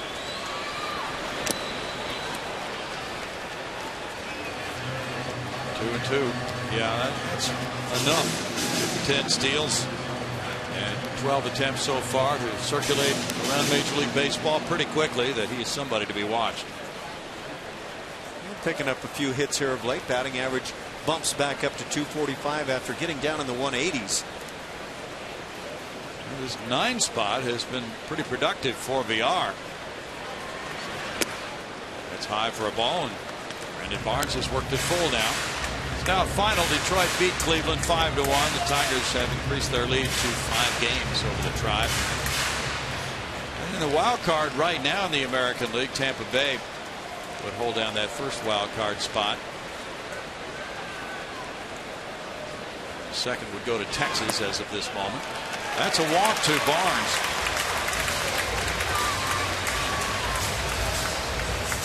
First walk by Workman.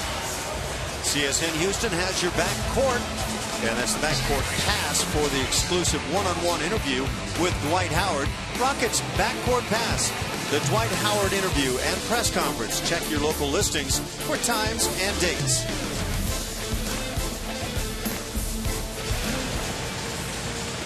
Jose Altuve bats. He is 0 for 2, a strikeout and a foul ball to the right fielder, Victorino. 7-3 Houston as Altuve tries to get on the board for the first time. Braves lead the Nationals 2-1. They're in the bottom of the 8th at Washington. Bryce Harper hit his 17th. The runners go. Here's the throw from Lavarnway to third, and he gets the lead runner on an attempted double steal. VR has gone down from 2-5. Well, this is really close at third base, and this will be intriguing to take a peek at. You want to run for third base.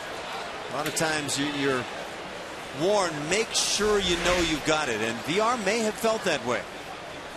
Again, a close play. I don't know that he doesn't get that hand in there already. He might have been in there. Like they got him. Yeah, it's really close. Good strike one to Altuve. Now a look back at second at Barnes. So Barnes advances on the fielder's choice with VR thrown out, trying to steal from 2-5. Lavarnway gets a little revenge on these base runners. That's a ball to make it 1-1. The Astros with 2 steals tonight. Now 2 out of 3.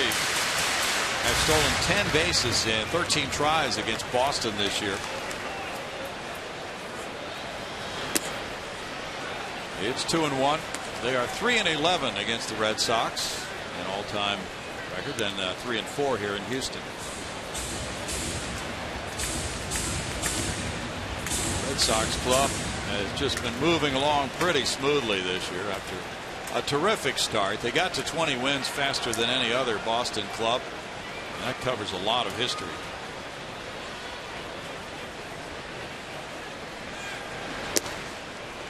High to Altuve, ball 3. They were 15-15 in May, but since then got back on track. They went 17-11 in June, and July brought them a 16-9 record.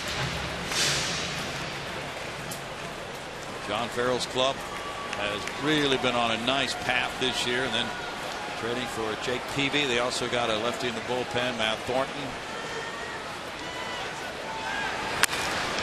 Ripped, and that's foul. 3-2, but still they've not been able to pull away.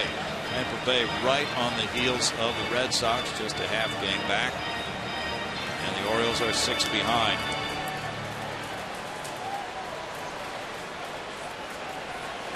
I think reality finally set in for the Yankees. That's just too many injuries to deal with, and I don't know how they've still found a way to be over 500. It was remarkable, wasn't it? There goes Barnes for third, and there's a bouncer up the middle, and Pedroia makes the throw off balance, and that's a good play for the Red Sox to end it here in the 4th inning.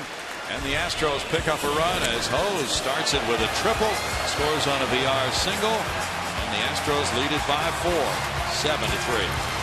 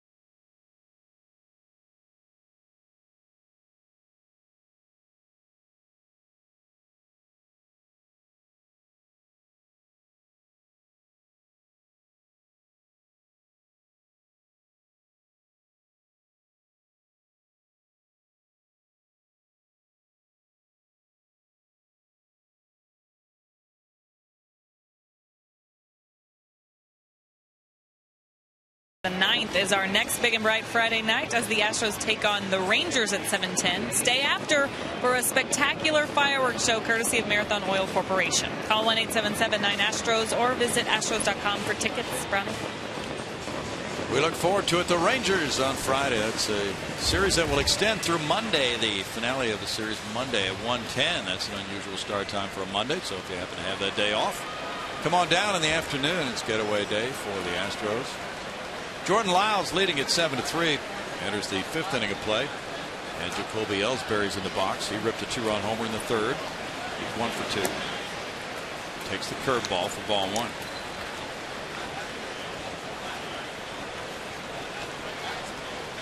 Julio Teheran pitched well for the Braves tonight. 6 innings, 1 run allowed against Gio Gonzalez for Washington.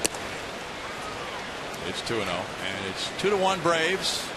Bottom of the 9th now. Nationals have really dropped back.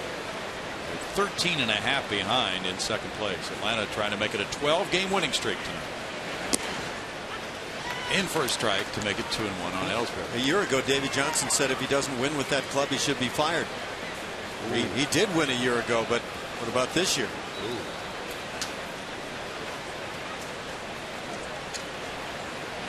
Well, Washington was picked by a lot of people to be the best team in the National League this year.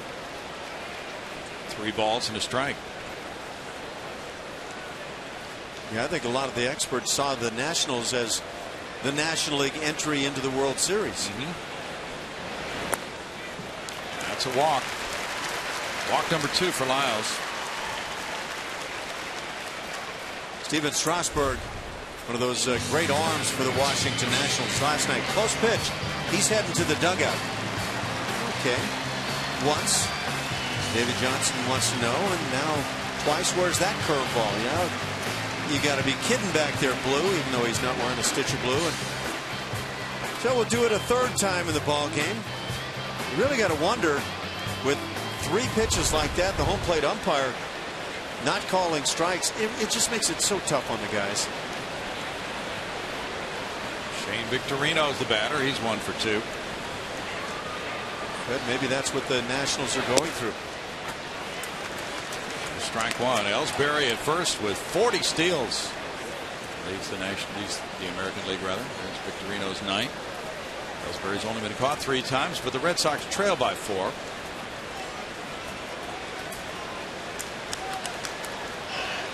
Dominguez is on the grass at 3rd.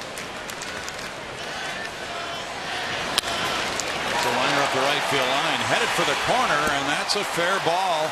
Extra bases. Hose with the throw into 2nd, and it gets away from VR, and that'll allow Ellsbury to score to make it 7-4. OBR failed to catch that low throw from L.J. Ho's. Good, strong throw from right. And the Red Sox benefit, and they're down by 3, 7-4. Double for Victorino, his 17th. Little mistakes defensively can make you just go batty. In fact, the Astros have had some base running mistakes already in the ball game, but mistakes like this, they're just tough to take. And you got to find a way to have somebody backing up. And look at Robbie Grossman trying to be that guy. That's a lot of hustle from left field to be right there. The error went to Hose. Tough error for a right fielder. Yeah. He did a pretty good job on that throw. Now here's Pedroia. That's strike one. No RBI, of course, for Victorino. And Jordan Lyles has had his share of misplays behind him this year. Has he ever? And they have mushroomed sometimes into big innings. It's the first error of this ball game. The Astros' 82nd error of the year. One ball, one strike. Yeah, a couple of those miscues behind him have led to ridiculously big innings. Dallas Keuchel's warming up in the bullpen. Thursday will be an off day. Line drive, right field corner. Hose on the run. That's in for extra bases. Base of the wall. 7-5 game. RBI double by Pedroia. 27th double for Pedroia gives him his 67th run batted in, and it's 7-5.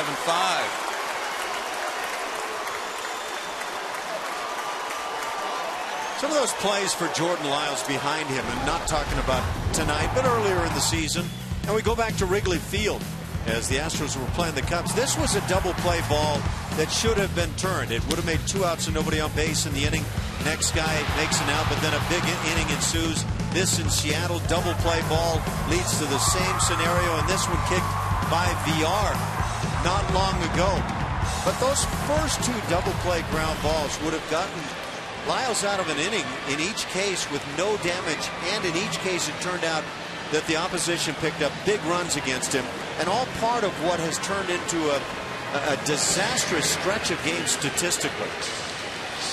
Now Pedroia, big part of the Boston attack, has picked up his 27th double.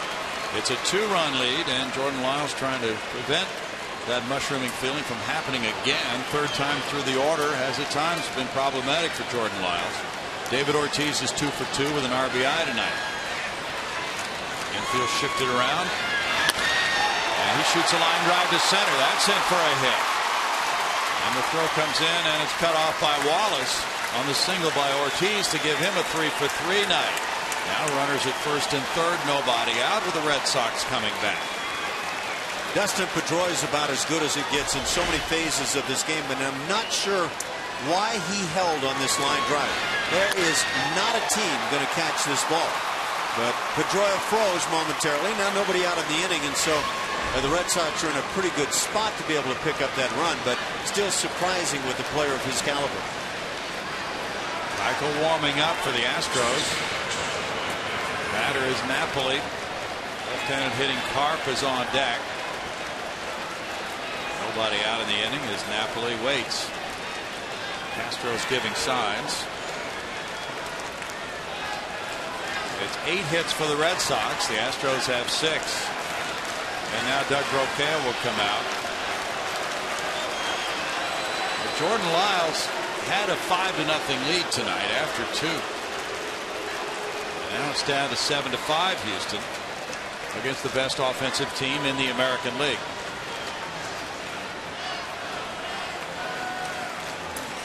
I don't know what Brocail brought out there. He wanted VR and a comment there. But it's looking like an inning that realistically for the Red Sox, they have to be thinking, come out of this 5th inning no more than a run down in the ball game.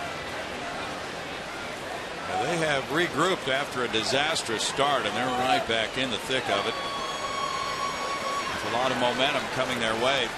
I feel like the stuff of Jordan Lyles is too good to have this be happening time and time again. Napoli looks at a curve for strike one.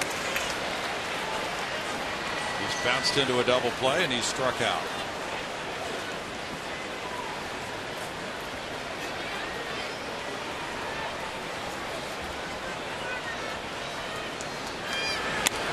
And he shoots that one foul. 0-2.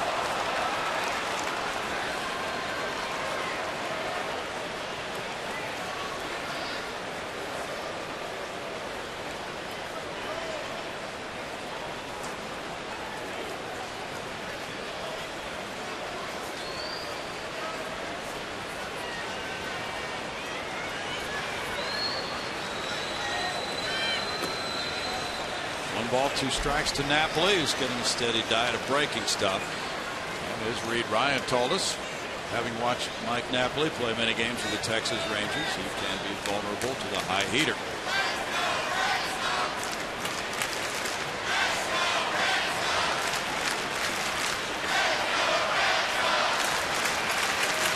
A little bit of the Red Sox nation here at the yard. Knocked him out. That's one out, and carefully set up by Castro and Lyles for the fastball. Sounded like you were ready to call the game right there, because that's just perfect work on Mike Napoli. You would think that was intentional. Come up there, get that first out, and now give yourself the chance for the double play on a ground ball, get out of the inning. Carp has struck out and grounded out. Lyles has thrown 83 pitches tonight. And if he is able to get out of this with the lead, he might not be coming out for the 6th inning, because here's another stressful inning after he faced 8 batters in the 3rd.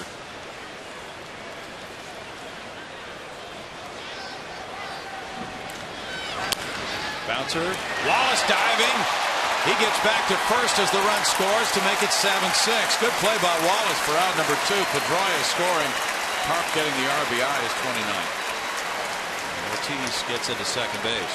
Yeah, it's a very nice diving play. I don't think Brett Wallace has the confidence yet as a defensive player to maybe make the even better play, which is to get up and fire to second, get a lead out, maybe even consider looking toward home plate. At that point, does he have a play there? Tough one. Nonetheless, good play. Now a 1-run lead for Houston. Stephen Drew, the batter, a single for him and a walk.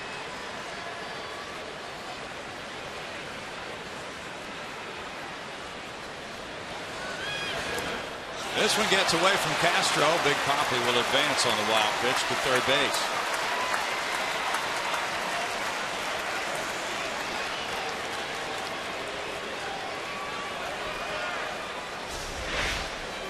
Yeah, let's see on the breaking ball. That's not the kind of effort that Jason Castro would tell you that he wants to put forth on that pitch. Should be dropping down already and squaring up the body in front of the baseball. But instead trying to pick it out of the dirt, and that's a big mistake.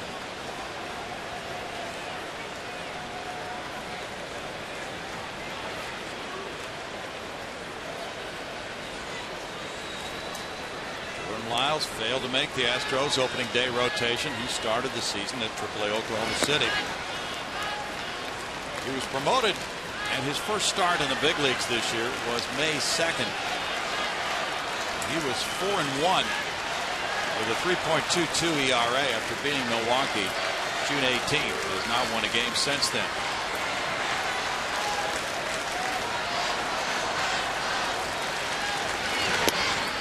In with the curveball, and Drew takes strike 1. Will Porter has not announced his starting rotation for the Texas Rangers series over the weekend. The Astros will just take a little more time to consider that with the off day Thursday and the Rangers series starting Friday. 2-2. They could go with the 6-man rotation.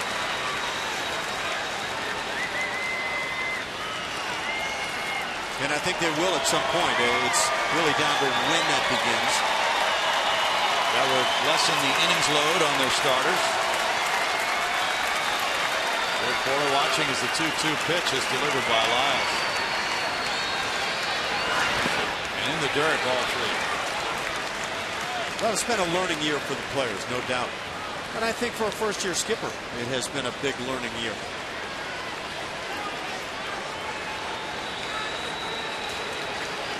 especially coming to a brand new organization.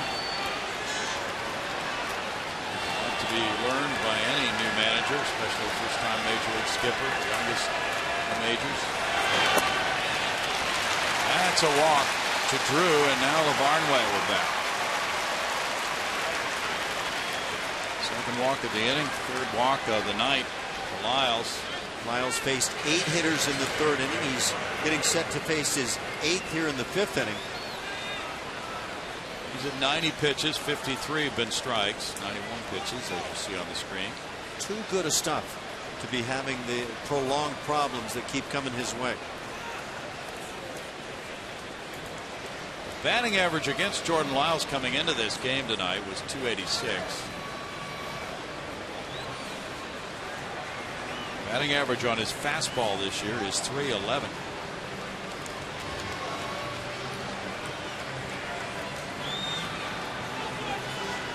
Barnway has struck out both times, and you know he's very anxious for redemption after the 4 pass balls in the first inning with Stephen Wright, the knuckleballer, on the mound, and the 2 punch outs on his card offensively.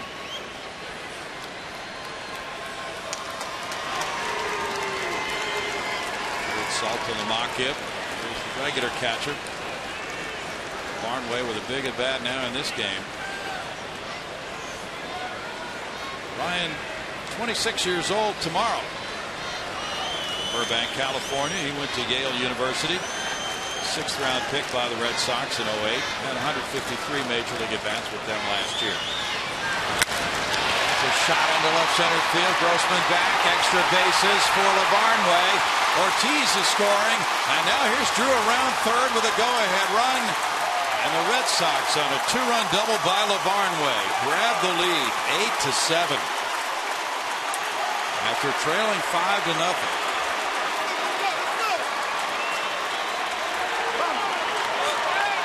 David Ortiz has had a big part of what's gone on tonight, but if you're Jordan Lyles, there has got to be a way to be better. And that fastball, the 2-seamer, runs back in, and another fastball getting hit. And I really think for Jordan Lyles, too many fastballs are getting hit. The other pitches have got to become a bigger part of things. Lavarnway picks up his 6th double of the year. That gives him 6 runs batted in. And he's provided the Red Sox with their first lead of the night. We'll be right back with the score. Boston 8, Houston 7.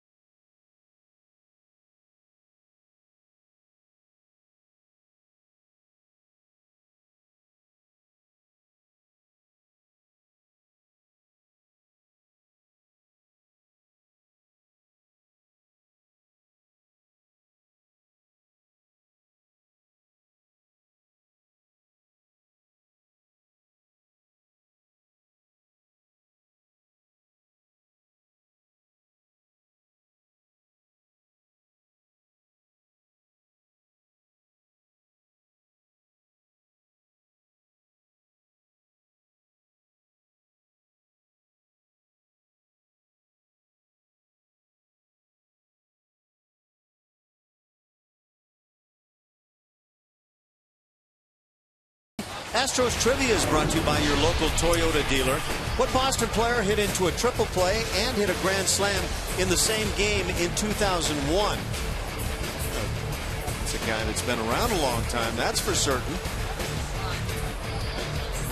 2001. Grand slam.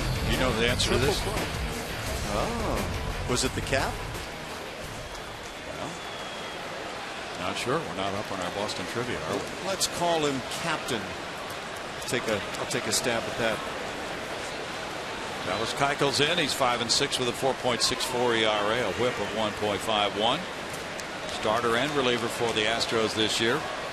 Facing Brock Holt, the 9th Red Sox to bat here in the 5th inning.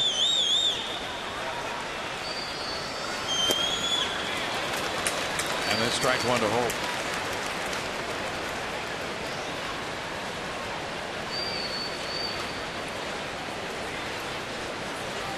Getting word it was not the captain, Jason Varitek. Okay. But Manny Ramirez. I don't think that's the guy. Okay. Bouncer, diving stop, Dominguez. Terrific play over to Wallace. And that does it as the Astros lose the lead in the 5th inning. A 5-run frame for Boston on 4 hits. It's 8-7 Red Sox.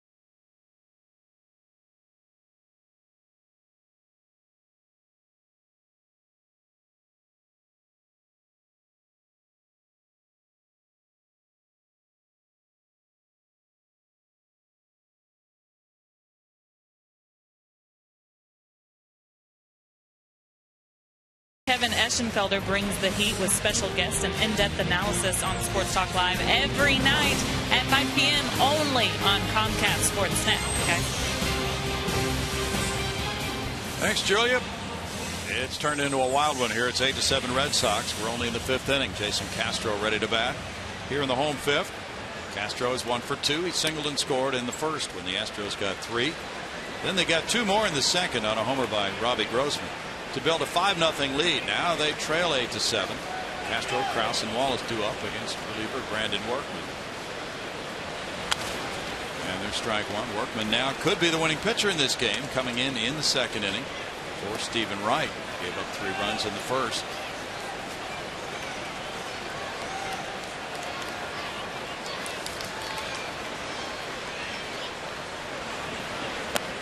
Curveball works for a strike for Workman, and it's 0-2.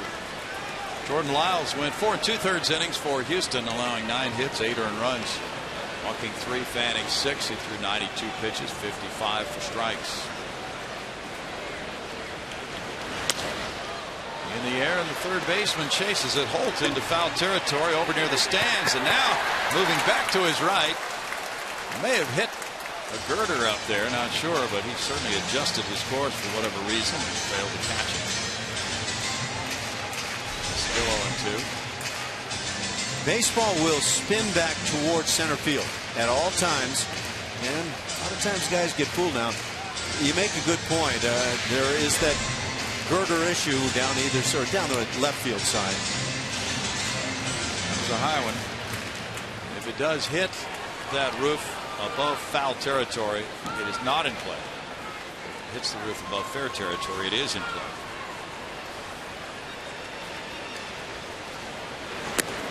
Castro looks at a ball. It's 1-2. The Astros announced their minor league players of the month for July. David Martinez got his 2nd consecutive pitcher of the month award at Corpus Christi. We looked at him earlier.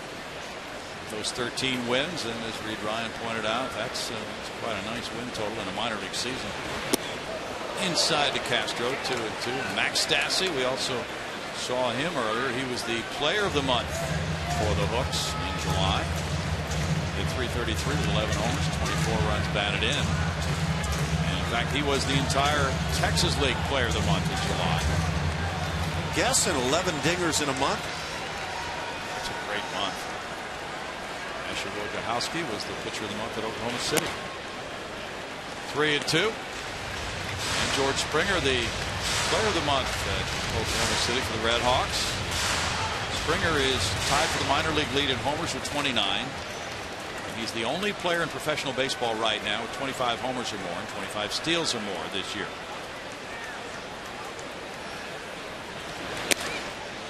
There's a walk, and Castro's aboard to lead it off in the home fifth. So here's a club red hot. Oklahoma City has won 11 in a row. Wojciechowski's been a big part of that with that 3-0 record and an ERA of 2.00 in the PCL for an entire month. That's a great month. Well, George Springer, an all-star at Double-A, tore up the Double-A all-star game with a couple of dingers. He goes to Triple-A. He's now the player of the month there. Just he's eating up the competition.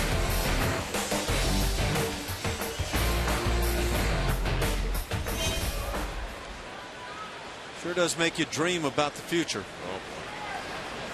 Mark Krause, he has a walk and a fly ball to left. He shoots this one to right field, didn't get all of it. Victorino underneath. 1 out. It looked like Workman got that one in on him just a little bit. He couldn't quite get it out on the barrel. Didn't have that solid barrel sound, did it? Not at all. And of course, we talked about Krause and how good he was on the R.A. Dickey knuckleball in Toronto. Tonight, a little different looking knuckleball to start the game, and then suddenly things turn around as the bullpen takes over. Brett Wallace got an RBI with a ground ball in the first. He had a home run in the third. You know, Steve Sparks has done a marvelous job of preparing these Astros hitters for knuckleball pitchers. Strike one to Wallace. He needed him just to throw an inning's worth of knuckleballs tonight, though. We were hearing that he threw something like 200 pitches in the indoor batting cage to several hitters. I'm sure glad they haven't asked me to catch that thing. Yeah. Because I could have assimilated what went on here this evening quite well. We would have discovered that the word no is in your vocabulary. I would have called the fastball a lot.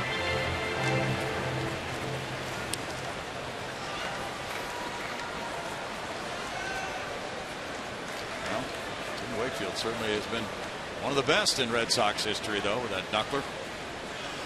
Converted infielder, and that is often the case with knuckleball pitchers. 1 ball, 1 strike. Not too many guys throw that pitch all the way through high school and then into pro ball, do they? I want to be a major league pitcher, and what I throw is a knuckleball. Probably doesn't get you drafted.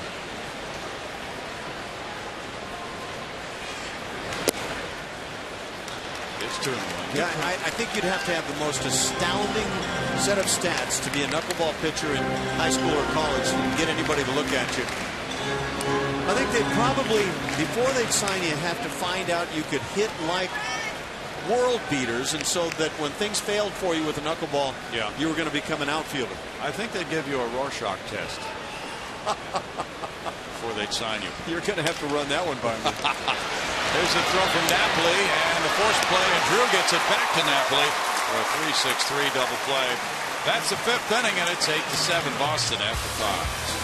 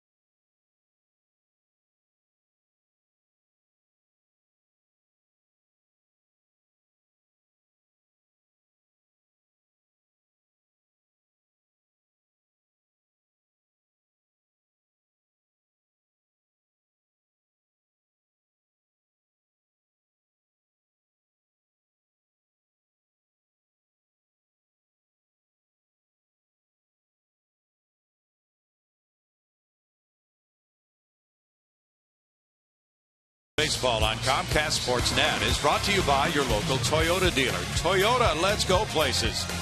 And by Jack in the Box. Go big with Jack's really big chicken sandwich combos for only $3.99 plus tax.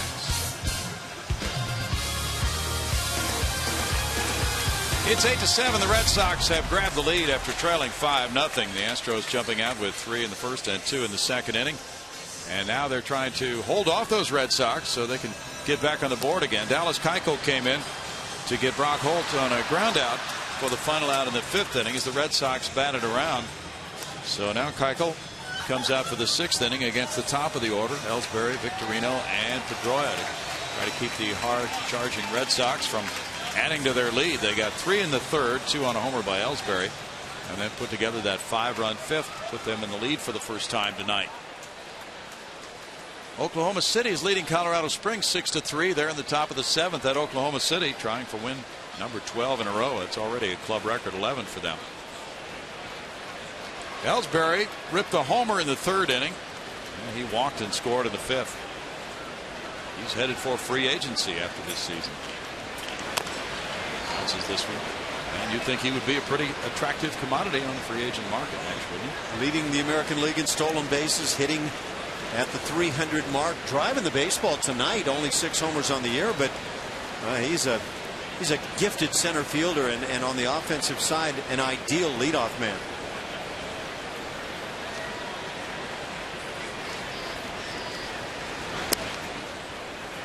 One ball, one strike to the first round draft choice of the Red Sox in 05, Jacoby Ellsbury. He had a big year in 2011, hitting .321, 32 homers, 105 runs batted in that. He scored 119. Oh, he's unhappy with that strike from Brian Knight, the home plate umpire, and it's 1-2.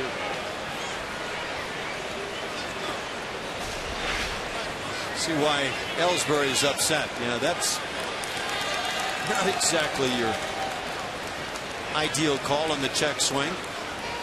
You know, if you're not absolutely certain as a home plate umpire, send it to the corner guy.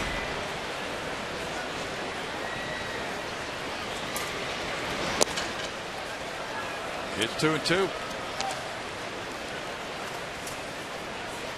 Jacoby Ellsbury has really turned it up since the first 2 months of the season. He's played at a much higher level. Fouls that one. Came into this season a .297 career major league hitter. And just a terrific fielder in the outfield. You know, if you look at a couple of the big stars on this Red Sox club offensively, they're not the kind of guys you want to run out and draft right away.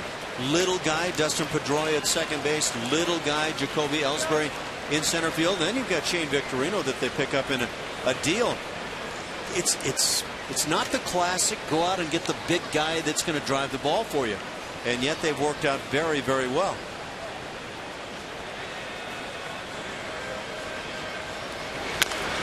Bouncer, and it's wide of first base. Yeah, they really have.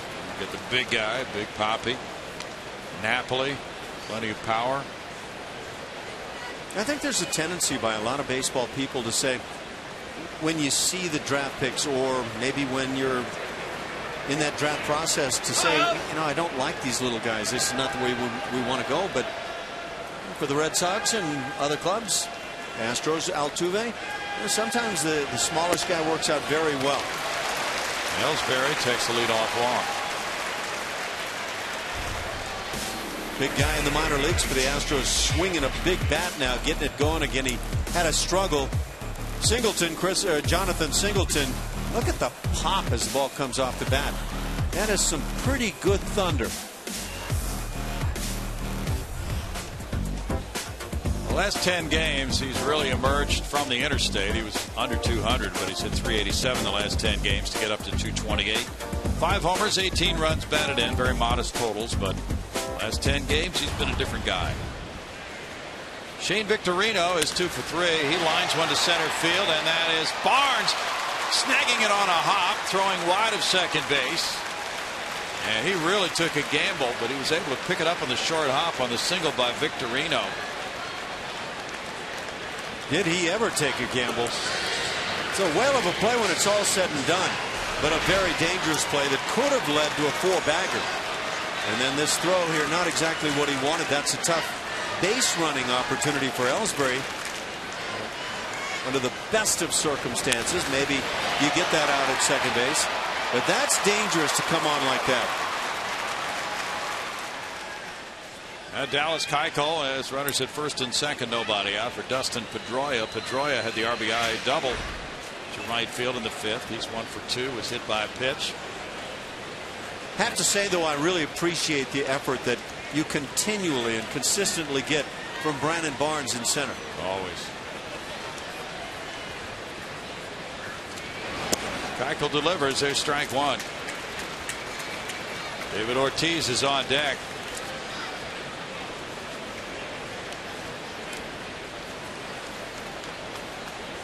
Keuchel has done well in the starting rotation. Lately has been pitching in relief. Took the loss at that 13-inning game at Minnesota over the weekend in relief.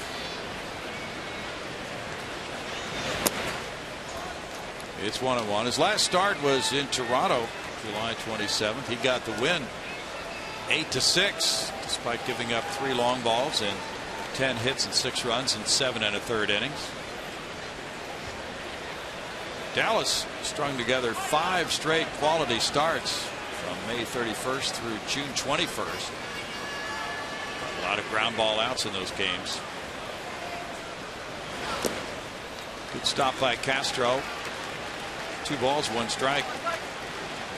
The Red Sox will really provide a test for a pitching staff. They just have relentless at bats in a game. That's why last night was so impressive when Overholtzer right and Field shut them out 2-0. And the previous 8 games for the Astros starters had been terrific. They combined for a 2.65 ERA.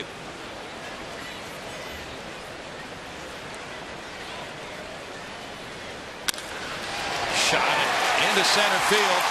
And the Red Sox are going to get Ellsbury home to make it 9-7 on the RBI single by Pedroia. Second RBI of the night, 68th of the year for Pedroia.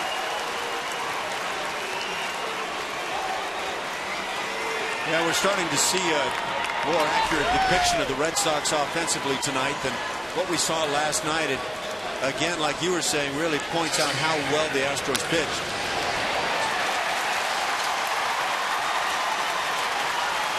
Ellsbury scoring, Victorino to second. And Barnes trying to be aggressive, but there's too much speed in the top of this order for Boston. On a 9-7 game, it's David Ortiz. He's 3 for 3 with an RBI.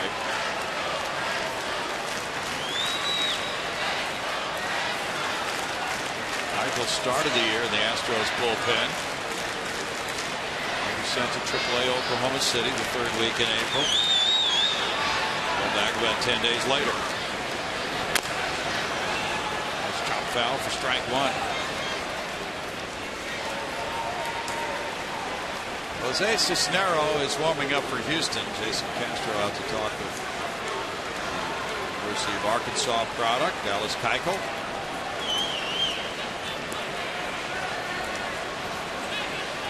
Red Sox 1 through 4 hitters, 9 for 12 with 7 runs scored. Ellsbury scored 3 with a homer and 2 walks. 11 hits for Boston, 6 for Houston tonight. 0-2 to Ortiz. In this alignment, Altuve stays on the infield dirt with the double play in order as Cisnero warms up. The yards up the middle on Ortiz.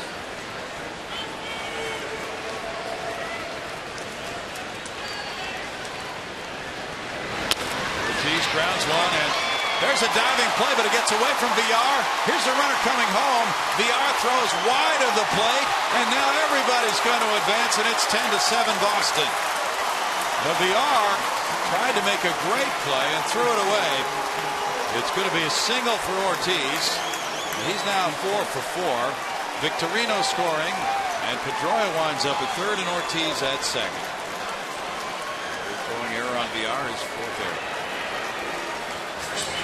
That's all in the endeavor to make the great play. And you applaud guys for wanting to make great plays, but just have to be better than this in that effort. It's not even close.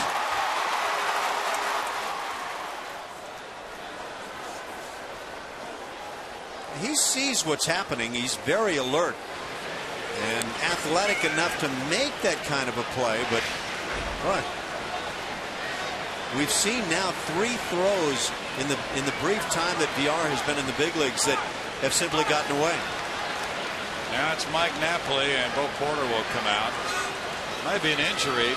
Assistant athletic trainer Rex Jones running out. Maybe to attend to VR.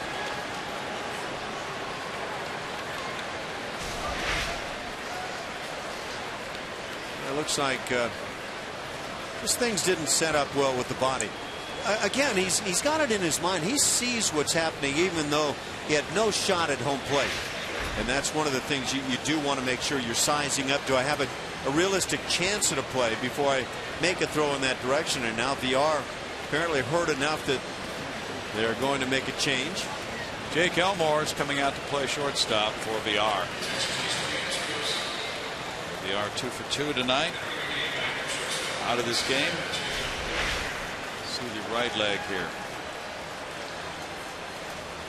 You hope nothing is serious here with a leg injury, but at that point, I mean, he looks like he's on a good strong back leg.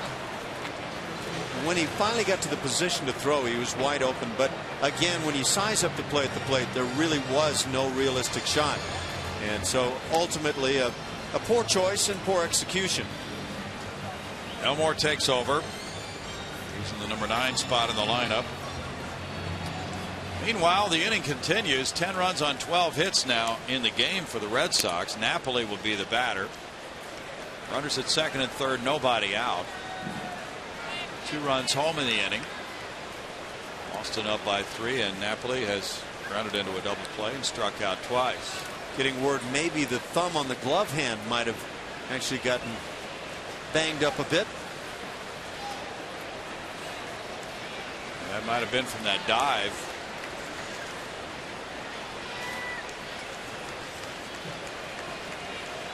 Middle infielders are in halfway with nobody out, and runners at second and third. Napoli looks at ball 1. Red Sox as a team are hitting .270 with men in scoring position. What a turnaround on what looked like a promising evening early on. It sure did. Astros leading 5-0 after 2.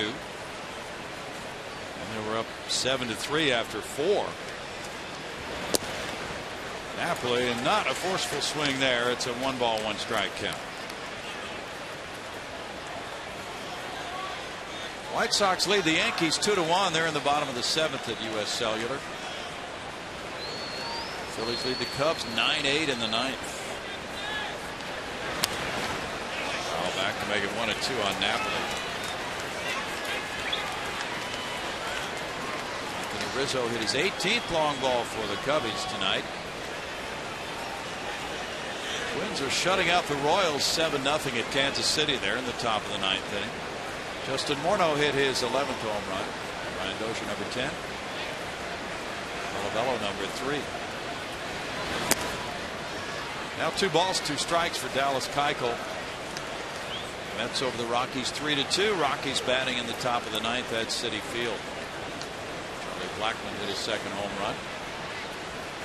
Cardinals lead the Dodgers 2-1. They're in the top of the 7th at St. Louis, trying to break that long road winning streak of Los Angeles. And Ramirez is going to be out for a little while, it would appear, with a shoulder problem. Fouled out of play, still 2-2 to Napoli.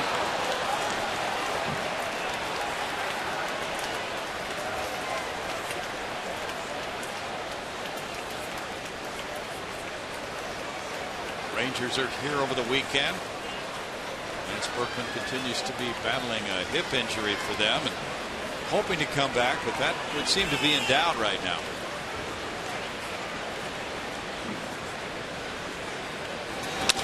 Bouncer second. The runner will hold at third, and now they've got a hang up here and a rundown. Altuve tags him. No, he's going to have to throw to the plate and tag out Pedroia.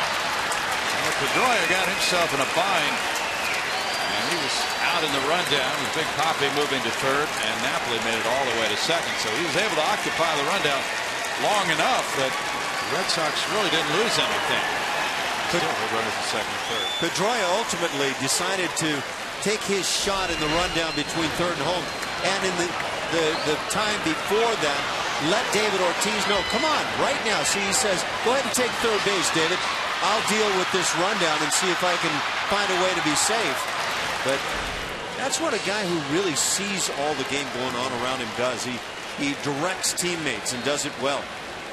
He sure did. He was the traffic cop on that one. He was willing to give himself up as an out. And they still wind up with runners at second and third because the rundown took so long. Jose Cisnero will be coming in with Carp due up next, and we'll be right back with the Red Sox up 10-7.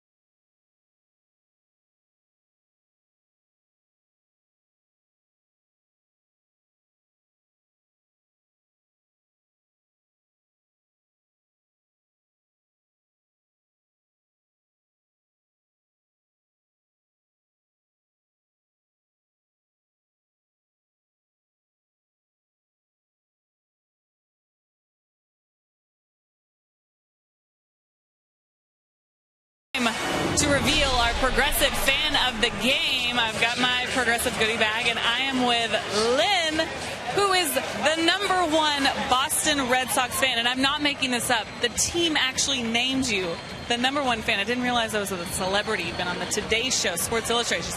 I can't believe this. You need to stand up, and tell us what you're doing in Houston, because you are from Boston. Yes, and this is our 26th ballpark.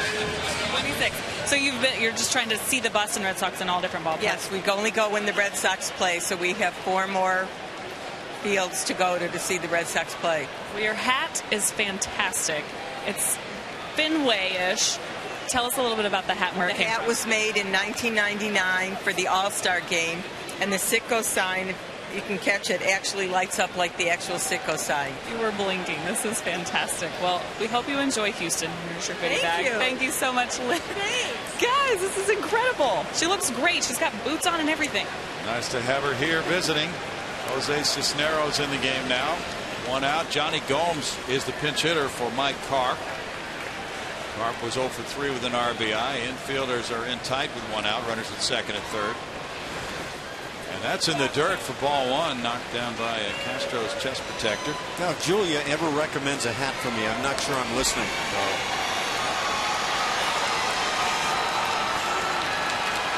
Cisnero with a 2-2 record of 3.59 ERA. Has allowed 47 hits in 42 2/3 innings.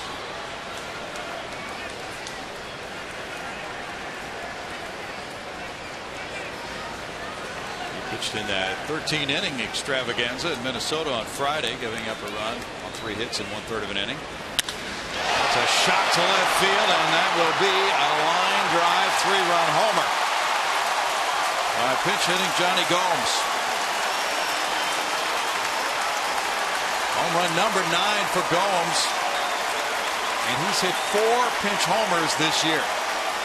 He's now 6 for 16.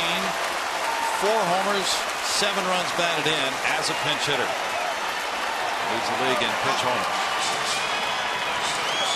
Why ever start him? That's phenomenal. 4 dingers at this point. And that's a big blow.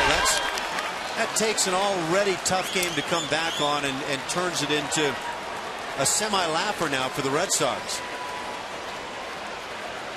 Run number 9 for Johnny Gomes. And it's 13-7. Now Stephen Drew. Drew looks at ball 1. The number of times Astros pitching is so far off the target being provided by either Jason Castro or Carlos Corporon, it's just alarming to me.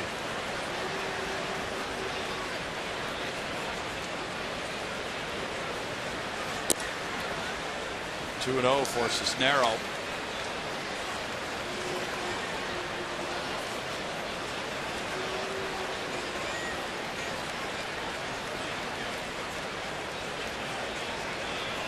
Cisnero came up from Oklahoma City on the 22nd of April to make his debut.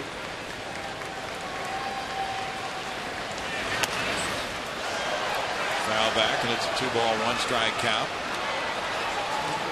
He was really solid for a time there, becoming the 8th inning setup man for Jose Veras. Lately, the outings have turned sour for Jose Cisnero.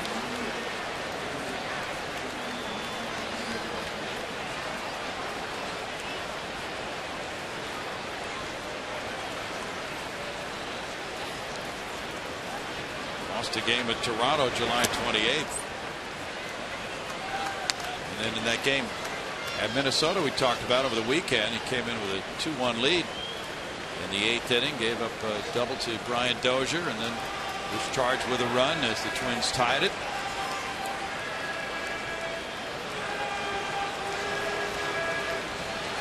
Johnny Gomes, what a pinch hitter, huh? Drew draws a walk.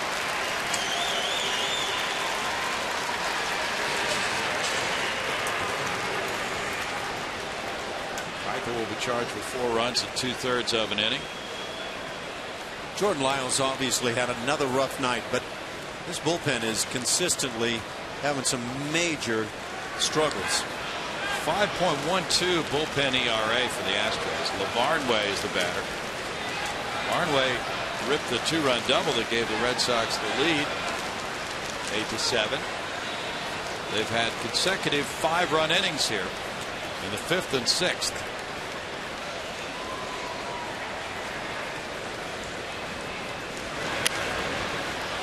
Back to strike 1 on LaVarnway.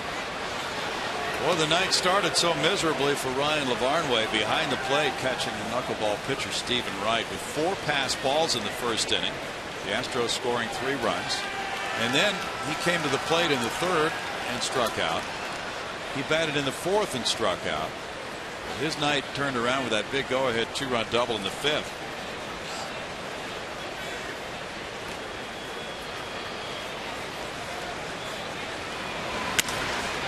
Fly ball heads out to right center field.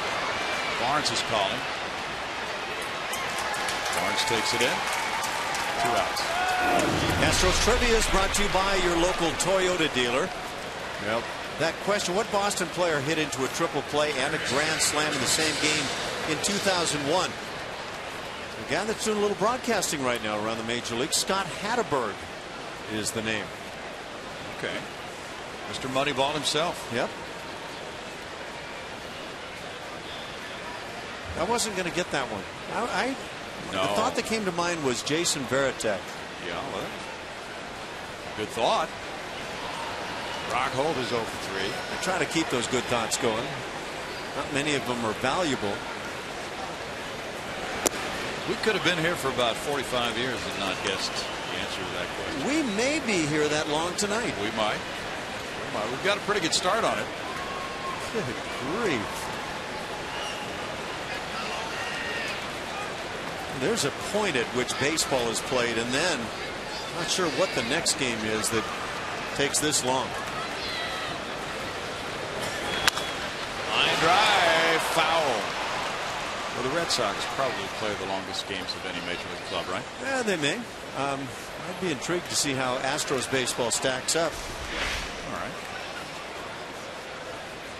You know of a site anywhere where you can find average time of game? No. There probably is one. Get ready for that text coming from Phil Boudreau. No, he went back to Hawaii again. Platter of pineapple could take this long and it would still be too much. 1 ball, 2 strikes for Brock Holt.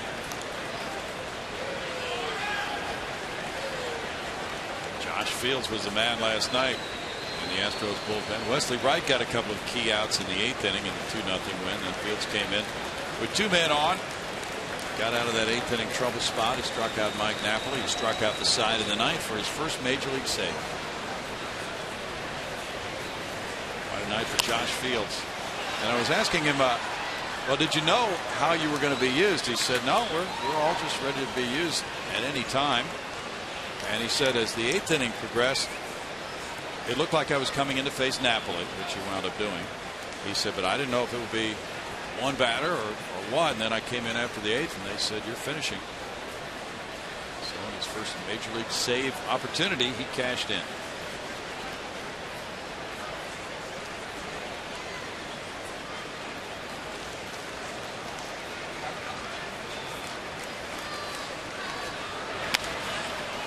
Into shallow left field. Bobby Grossman with the catch to end the 5-run 6th for Boston. 5 runs on 4 hits with an error and a man left. And they lead 13-7.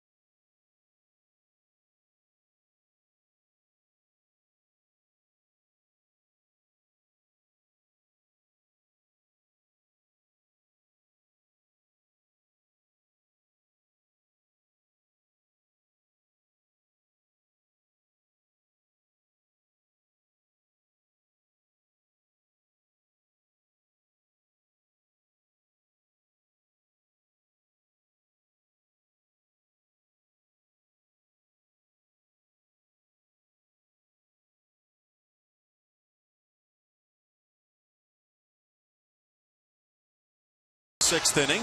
The Astros and Red Sox play for the final time in this entire 2013 season. That's tomorrow night. Call 1-877-9-ASTROS or visit Astros.com to get your tickets now.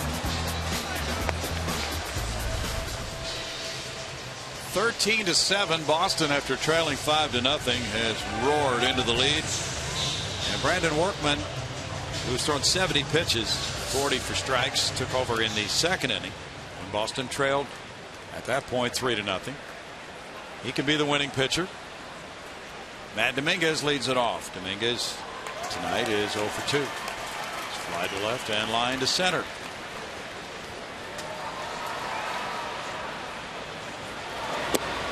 There's strike one. Well, Ash, we were talking earlier with Reed Ryan and you about David Martinez being a 13-game winner for Corpus Christi. He's now a 14-game winner. Another W. Yeah. Rolled out to shortstop. Steven Drew. And that's out number 1. Yeah, he's 14-2 as Corpus Christi won tonight 7-3. It's the best record in the minor leagues. Understand Mark Appel has picked up a W tonight as well. He took a no-hitter to the 5th. And Carlos Correa was 2 for 4 in Quad City's win tonight. 2 doubles. He's 18 years old. He's now hitting .332. Fantastic stuff. I loved what I saw from him back in the spring. We're talking about a kid just out of high school. He's a young Alex Rodriguez. Never mind. Yeah. Nice comparison. Yeah, I made that blunder. I mean, he does. He strikes you. This strikes me as A-Rod as a teenager.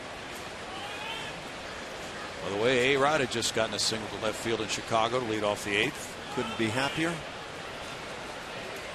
And according to Bob Nightingale on Twitter, he drew plenty of initial cheers before drowned by jeers.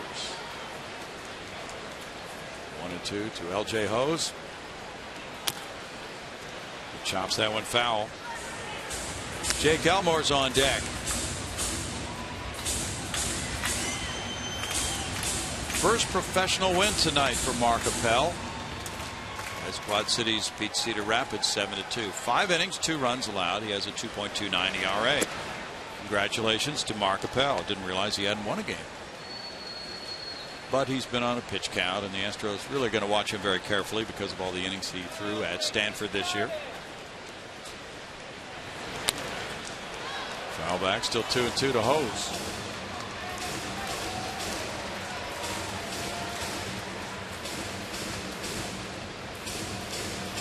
Jared Cozart pitches tomorrow here against the old warhorse Ryan Dempster. It's got to be every player's dream to be referred to at some point as an old warhorse.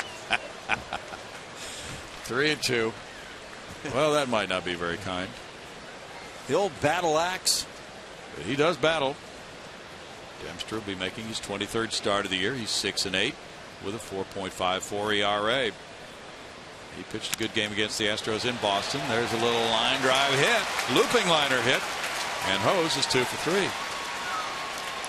We're talking about Carlos Correa. Yeah. Just tearing it up of late. Last 10 games hitting a cool .462. 10 ribbies in that span. That sounds like a guy playing for the Red Sox right about now. This season .332, and the numbers are great. And of course, recent trade picking up Danny Vasquez in his last 7 games hitting .313. He's not drawn any walks. .313 the on base percentage, but yeah, good stuff all around. Jake Elmore came in for the injured shortstop Jonathan Villar. He's hitting .228, 1 homer, 5 runs batted in. Carlos Correa might be a young Dickie Thon. Well, that could only be fantastic. He was something in his heyday before he got beamed by Mike Torres. Yeah, another one of those guys that didn't have stature on his side, but boy, could he play the game. So strong in the forearms and just could pulverize the baseball. Well, you got a 13-7 ball game and having meetings at the mound. Is Carlton Fisk coming back and catching tonight? Yes, he's going to be here. Did you see that Roger Clemens is taking part in the ceremony here at the end of the season when the Yankees are in town with Mariano Rivera going through his final year? 2 paired up many a time. In fact, Rivera saved Clemens' 300th win. And, you know, it might be his final game here because the Yankees might not make the playoffs. Of course, Andy Pettitte will be in town, and that presents an old friendship that seems to have gone south. Line drive off the glove of the shortstop, Drew. And Hose will be able to get to second as Elmore bangs his hands together. He hit it sharply. Drew leaning out to his right, and he couldn't hold it. Very well hit ball by Jake Elmore. Stephen Drew has handled everything inside all season long, and not an easy play, but a line drive generally for a major league player is rather routine.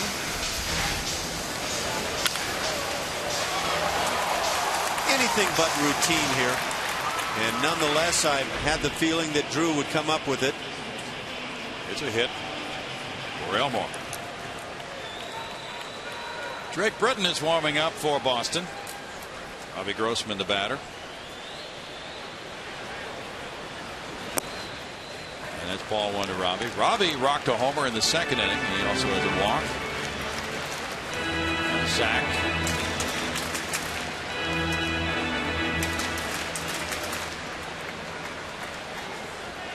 Brandon Barnes is on deck. 13 hits for Boston, 8 for Houston now. 1 ball, 1 strike. You know that Carlos Correa could be a young Cal Ripken. That's okay. See, that's a better way to spin that whole thing, isn't it? Okay. We'll just keep going. Big, tall kid. Yeah. Will he be a shortstop? Line drive into right center. Hose will be sent home to make it a 13-8 ball game. On an RBI single by Grossman, Robbie drives in his 3rd of the night, giving him 10 runs batted in, and thumps the ball again. Robbie Grossman has been an entirely different player this time around for the Astros.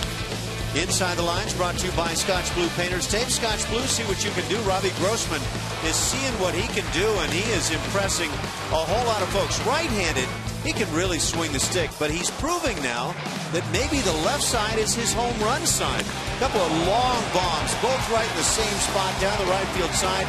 One here tonight.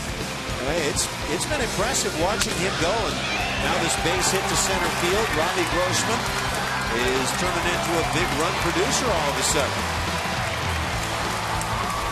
We'll see how he's doing it, moving it around the field. Of course, the blue and as the left-hand hitter, right-handed in the orange, and it's all over the place. So that's a good sign. Add another one now to right center field. Very good night for Robbie Grossman. His parents, I believe, are here tonight. Brandon Barnes has been on twice, hit by a pitch and a walk. He's grounded out. Workman was visited. His pitch count is up to 87 now in relief. That's a high pitch count for a reliever. 87 pitches. Remember that anytime in your lifetime, Ash? Oh, I'm sure it's happened along the way, but especially back in the days when I played, you weren't so tightly wound to this pitch count sort of thing. And not even sure at times they really even kept pitch counts on guys. Nolan Ryan was furious when he finally got kind of saddled with it. Hot shot into left field by Barnes. Stop sign at third for Elmore. The bases are loaded on a single by Barnes. That's 4 straight hits now off the tiring Workman. Wow. What an offensive display going on here this evening. Either that or the pitching is just not very good in that pitch. Right where a batting practice pitcher tries to leave it. Johnny Gomes almost saying, go ahead, test me. Now Jose Altuve, he's 0 for 3, bases loaded for the Astros, 1 out. They trail by 5. Jason Castro on deck.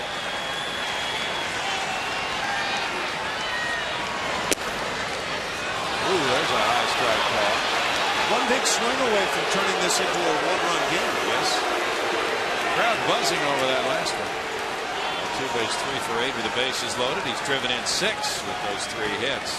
Does an umpire feel free to call this same strike on Dustin Pedroia? Ooh, maybe not. Ground ball, and Pedroia kicks it. As a run scored, he gets the out at first base. And the Astros get another run home. 13-9 now. Official scorer cannot presume a double play, so Altuve will get an RBI. He's 36th of the year. Looked like they had a pretty good shot at the double play on top of it, and yet that's the kind of player Pedroia is. He'll get the body in front and make sure he gets an out. That'll be it for Workman, and work he did tonight. 91 pitches in relief in this game. He leaves with Boston up 13-9 back home.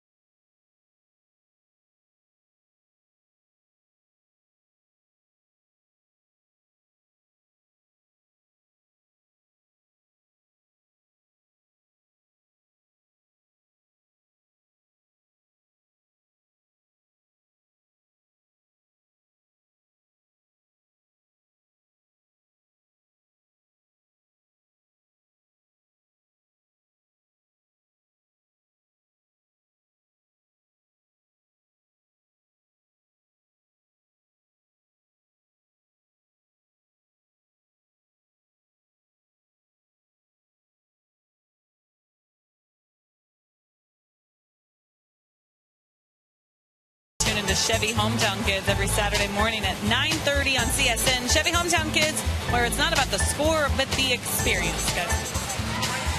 Thank you, Julia. Folks doing a little drumming. As the pitching change has brought a lefty, Drake Britton, to the mound. Drake Britton went to Tomball High School. Lives in Magnolia, according to the media guide. He's 1-0 with an ERA of 0, a whip of 0.78. Great numbers for the man who was born in Waco, Texas. 23rd round pick in 07 by the Red Sox. He's now 24 years old. And one of those lefties who gives right-hand hitters a tough time. Has not allowed the dinger. Jason Castro is 1 for 2 with a walk in this game. Mark Krause is on deck. So 3 lefties in a row in this lineup, giving John Farrell the opportunity to bring in his lefty reliever, Drake Britton. 2 outs in the inning. Runners at second and third. Grossman at third. Barnes at second.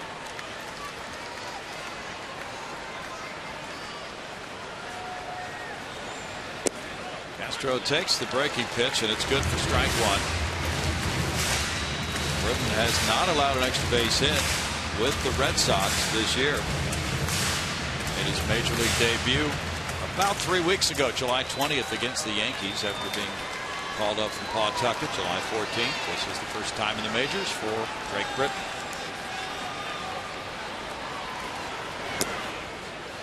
He hits the edge with that one, and it's 0-2. One breaking pitch on the outside of the plate, the other one comes in.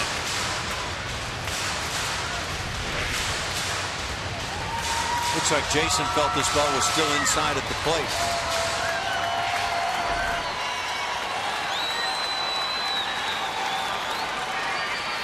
Britton started the year at Double-A Portland. Ooh, so close. Wow. That big breaking ball had to be awfully close at that outside edge. You go up to the front of the plate and figure out where that baseball was. Okay, can we call time? Britton was a starting pitcher, an Eastern League All-Star at Double-A. That is strike 3. And that ends the 6th inning with the Astros coming away with 2 runs on 4 hits, stranding 2. It's 13-9 Boston.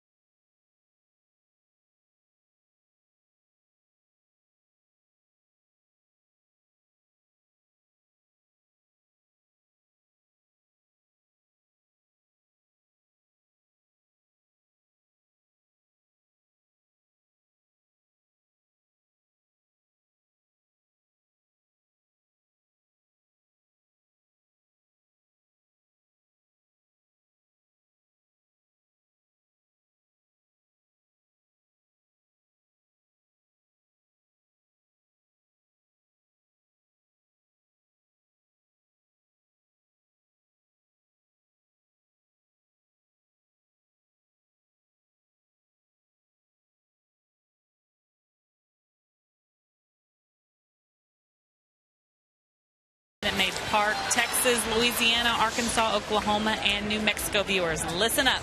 Comcast Sportsnet covers the entire 5-state region, and we want your story ideas. Email us your ideas at regionalroundup@comcastsportsnet.com. Guys. We're just checking the stats, Julia. The stat sheet with every game this season listed on it. See if the Astros have scored 9 runs in a game and not won that game. And we don't think they have this year.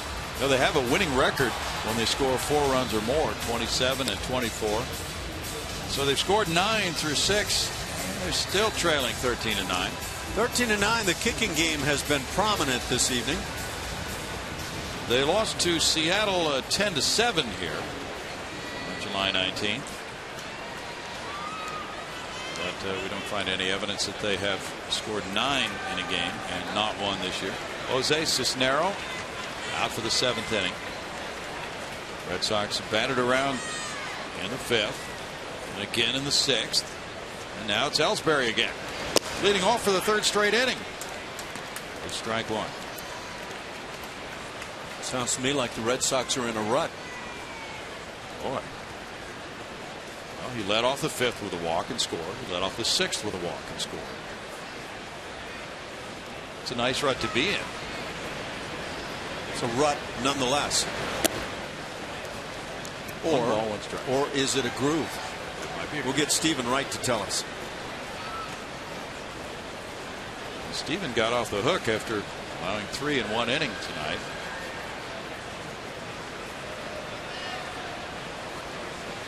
Tampa Bay is losing at Arizona 4-1 in the bottom of the 5th inning, so the Red Sox might be able to pick up a game. 2 balls and a strike. They would be 1.5 games in front if they win and the Rays lose at Arizona. Jeremy Hellickson starting for Tampa Bay tonight. Evan Longoria hit his 22nd home run. Wade Miley, the starter for Arizona, and Cody Ross hit his 8th homer of the year.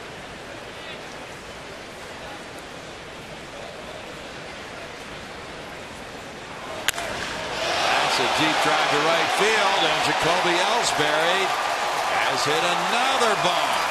2nd homer of the night. He has scored 4 runs. What a night for Jacoby Ellsbury. You say he's got a chance to be a free agent at the end of the year? Yeah. Wow. They used to say little man hit it when it would wind up at the warning track. These days, little man hit it doesn't mean anything of the sort. 2 home runs tonight, 7 homers for the year.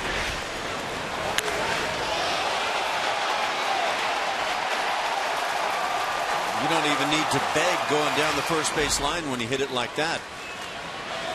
Wow, did that hit that Budweiser sign? It looked like it. It's listed as a 408-footer. Shane Victorino with ball 1. So Cisnero allowed a 3-run homer to Johnny Gomes, the first batter he faced. And now another home run to Ellsbury. Victorino looked at ball 1. 3 long balls tonight for Boston. 14 hits. It's 2-0.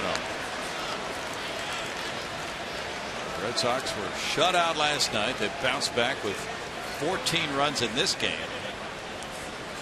And tomorrow night it's Jared Cozart and Ryan Dempster at 7:10.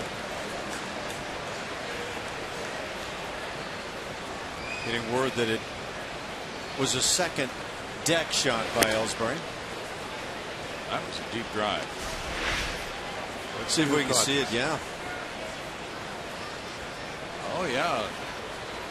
Oh, okay. The guy in front of him leaped and he just sat there and caught it. Easy game. Strategic positioning. Up to Bob Uecker seats. Victorino takes ball 4. Was he straight up or in the ship? He was. Oh, tough night for the Astros pitching staff. Cisnero now has allowed 2 homers and 2 walks to the 6 batters he's faced.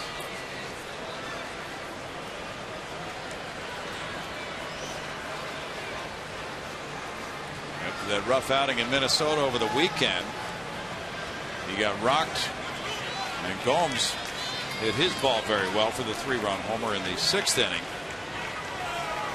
Now Doug Brocail trying to help the young reliever through this problem spot here in the 7th.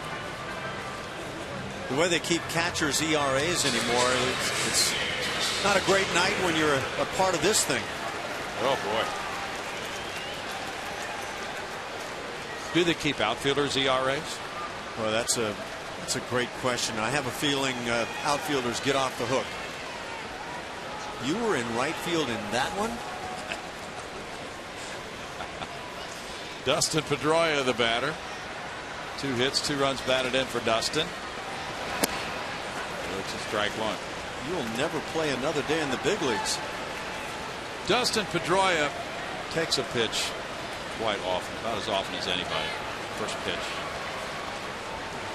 I think he swings about 9% of the time at the first pitch.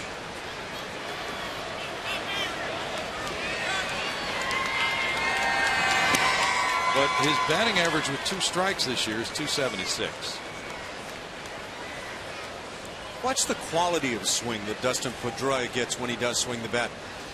Little man, big swing, and a lot of times in the past that didn't work out. But for Dustin Pedroia, he makes it work, and he'll slash it down the right field line. He'll hook it down the left, drive it out of the ballpark. He's just a unique player.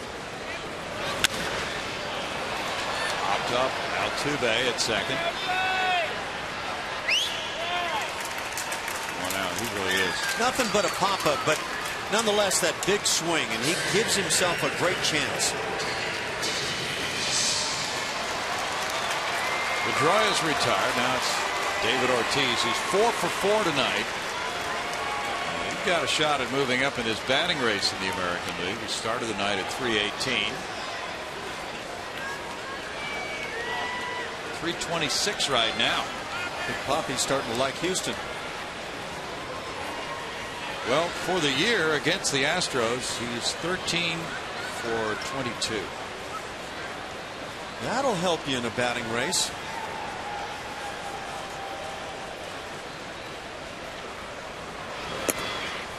That's strike one. Well, coming into the night, he was 4th in the batting race. Miguel Cabrera led at .359. Mike Trout second at .329. And then it would be Big Poppy .326, because Joe Mauer was .321 when the night began. Mike Trout has really gone through a quiet season in terms of attention this year. Miguel Cabrera has earned a great deal, and so has Chris Davis. But you look at the numbers and the way they're starting to trend. It's Cabrera and Trout once again. Of course, Chris Davis, he's a guy that could win the MVP award. He's going to put a great run at some of those Triple Crown numbers. Yeah, Chris Davis has 40 homers, 102 runs batted in. And he's hitting .300. Leads the league in total bases. 2 balls and a strike. He's a strong candidate right now. Who would be your #1 candidate as of this moment? Yeah, it's so hard to run away from Miguel Cabrera. But when you talk about most valuable player, and I enjoyed some of the conversation a year ago with the discussion about, does the defensive side of the game that Mike Trout brings push him over the top in terms of MVP? He's a great player one way or another, and it just makes for a great discussion. Offense rules the day.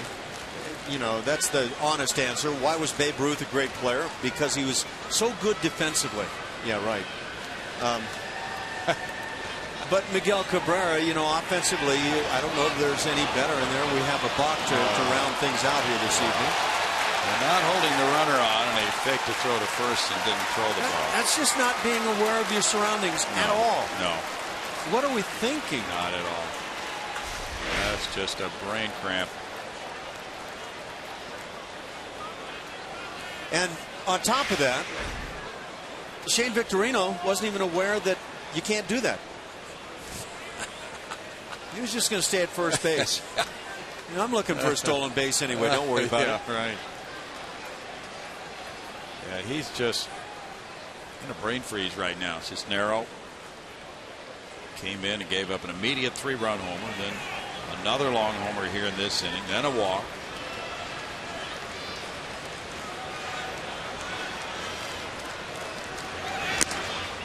That's way upstairs for ball 4. So now, is there any confidence that he can get an out? That's the real question. And, you know, you hate to rip through your whole bullpen. That's a talented young pitcher, Cisnero. He's got a good arm, a chance to be a back of the bullpen type pitcher, but it does seem that here of late he is losing confidence with each outing. See if you agree with this. Mike Stanton was talking on the pregame show the other day when you guys were busily preparing to do your work in Minneapolis about two types of confidence a player has. One being the sort of the pitch by pitch, out by out, inning by inning confidence, which wavers, and the other being the core confidence. And if the core confidence is eroded, then the player is in some trouble in terms of being able to go out there and perform.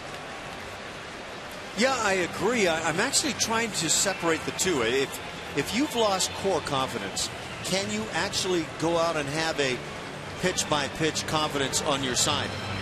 I guess with the ups and downs of this game, it's possible, but not very probable that it's going to last very often for you. I think bottom line, you've got to believe in yourself, and I assume that's the core confidence Mike's talking about.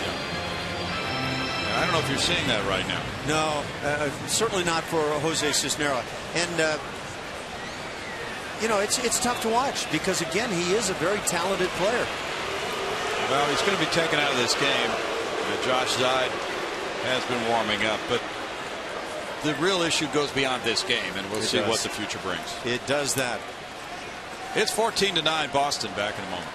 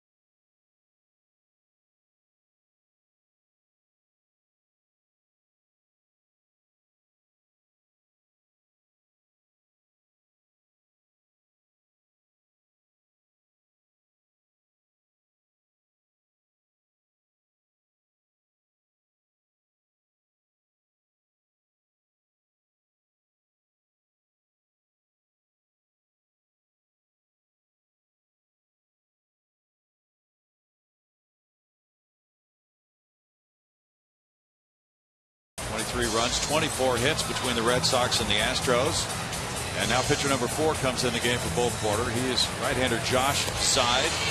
This will be his 4th major league appearance. In 3 games, he has 2 2/3 innings of work. He has not given up a hit or a run, with 1 walk and no strikeouts.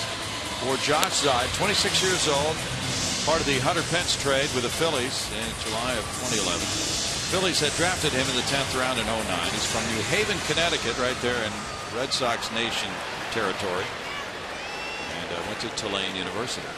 Hasn't given up a hit or a run. Let's continue that trend.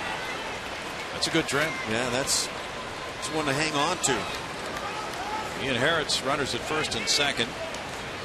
1 out here in the 7th inning, and it's Mike Napoli batting. Napoli's 0 for 4. Josh Zeid's wife, Stephanie, is working here in Houston as a doctor, and so they've taken up residence in this city. Okay. Yeah. What specialty? How much time do you have? Oh dear. There's a strike. Time to watch more fastballs like that. All right.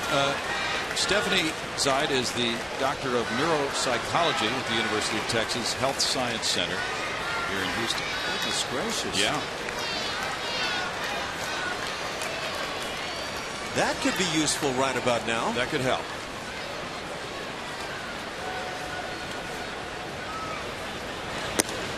Pitch is high, and it's 1-1.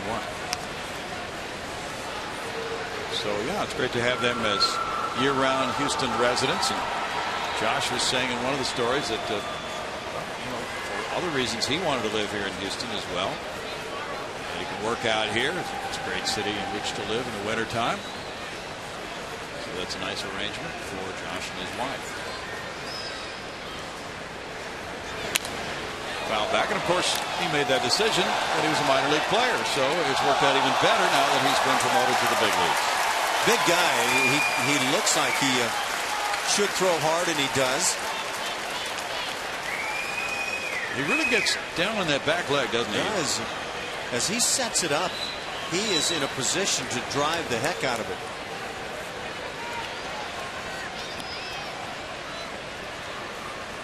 Oklahoma City, he had 13 saves and a 3.50 ERA. He was 4-1 there in 43 games. A lot of work this year for Josh Side.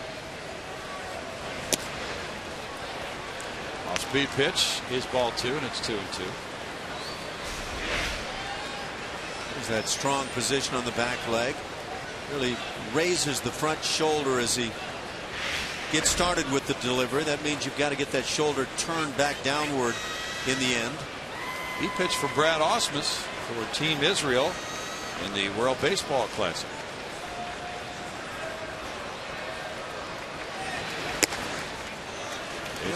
There's your 95 on the heat. Yeah. So the arm's there. The talent and abilities are there. I'd love to see him succeed. Well, he certainly has this opportunity now. The Astros have reshuffled the deck in their bullpen. They brought up Josh Side and Chai-Jen Low.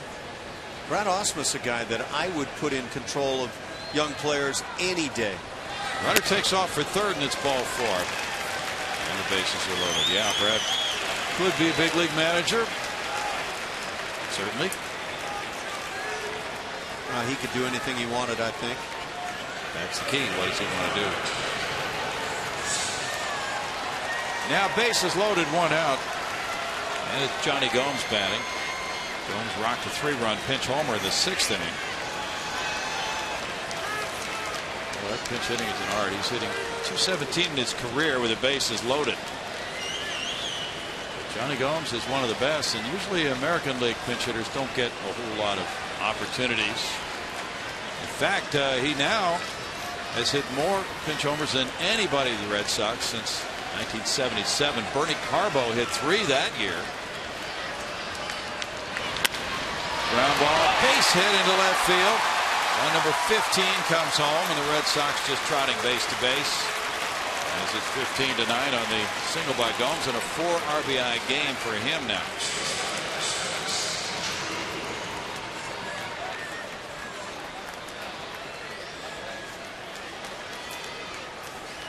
How do you explain this game? Red Sox can't put a run on the board last night, and now hard to figure out a way to get an out. Yeah, this is a tough game to explain sometimes. Better off not even trying. Stephen Drew, the batter. Drew has been on all 4 times, a single and 3 walks for Drew. LaVarnway is on deck. 15 runs on 15 hits for the Red Sox tonight.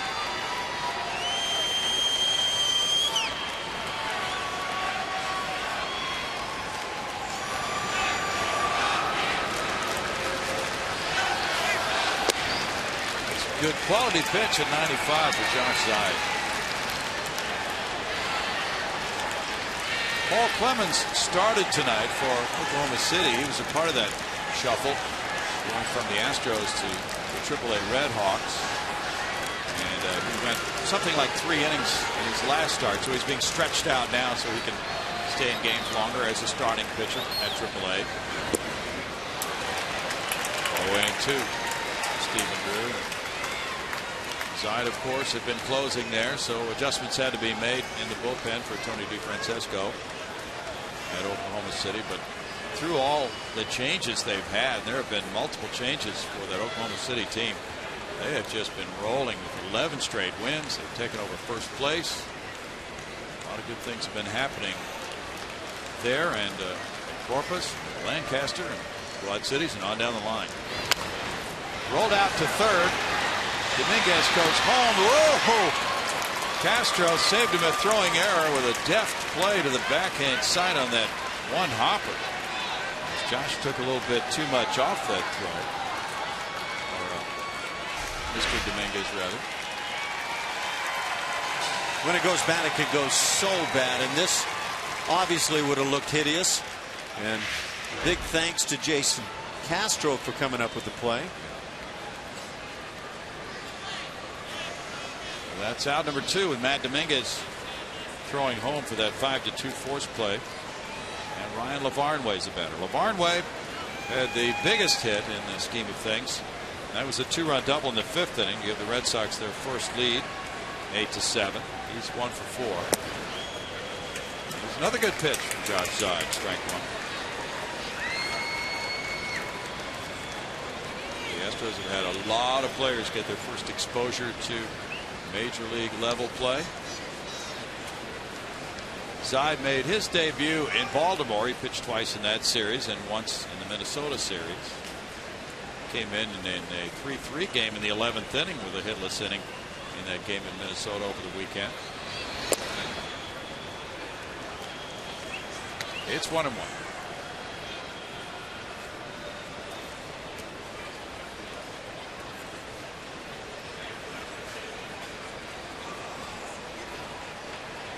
White Sox beat the Yankees 3-2.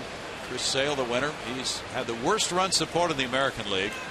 He didn't get much tonight, but he beat Hiroki Kuroda with Addison Reed getting his 27th save.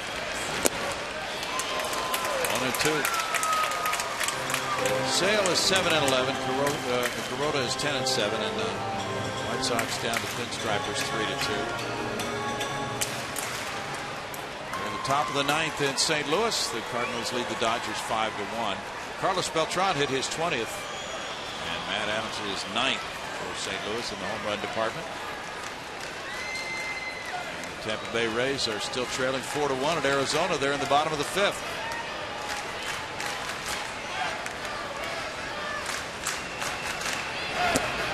Swing there, and it's a strikeout as LaVarnway goes down. And Zide ends the top of the 7th inning.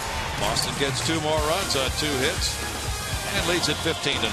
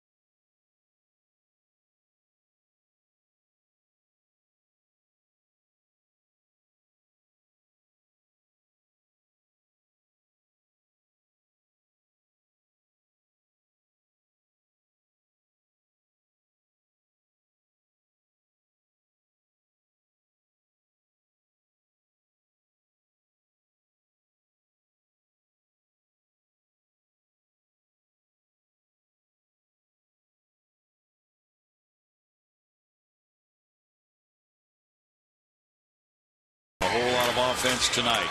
Jared Cozart takes his shot at the Red Sox tomorrow night. Astros pregame live gets it going at 6:30 only on Comcast Sportsnet. And let's take a look at tomorrow's pitching matchup, brought to you by Chevron. Care for your car. It'll be Ryan Dempster, the veteran right-hander for these Boston Red Sox, 6-8 with a 5.5 ERA against Jared Cozart, who has been immaculate for the Astros. 1-0, 0.96 ERA, making his 5th major league start. And if you get a chance to come on out, take a peek at this guy. He is shining bright for the future. And the nice thing is that he grew up an Astros fan in League City and has done so very well. 3 earned runs allowed in his first 4 career starts. An ERA, there you see it, 0.96. Terrific start to his major league career. Now the Astros come up in the bottom of the 7th inning. And Mark Krause scheduled to lead it off. He is ready to get in the box. Drake Britton came in to get the final out of this 6th inning. So it's lefty on lefty as Krause comes to the plate 0 for 2 with a walk. Thursday is an off day, and then the Texas Rangers are here Friday through Monday. Remember, the Monday finale of the homestand is a 1:10 start, just as the Sunday game starts at 1:10. And you don't have the probables yet for the weekend series.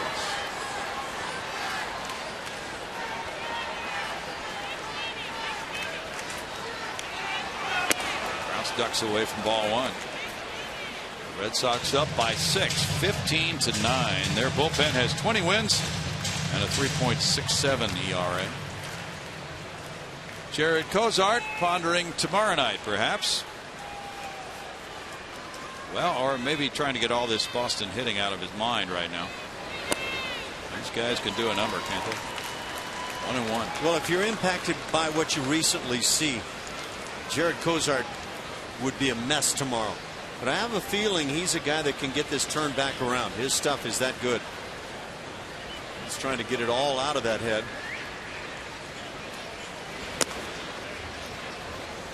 2-1. Remember that old song, I'm going to wash that man right out of my hair? Broadway musical. I remember my grandparents telling me about that, Brian. Okay.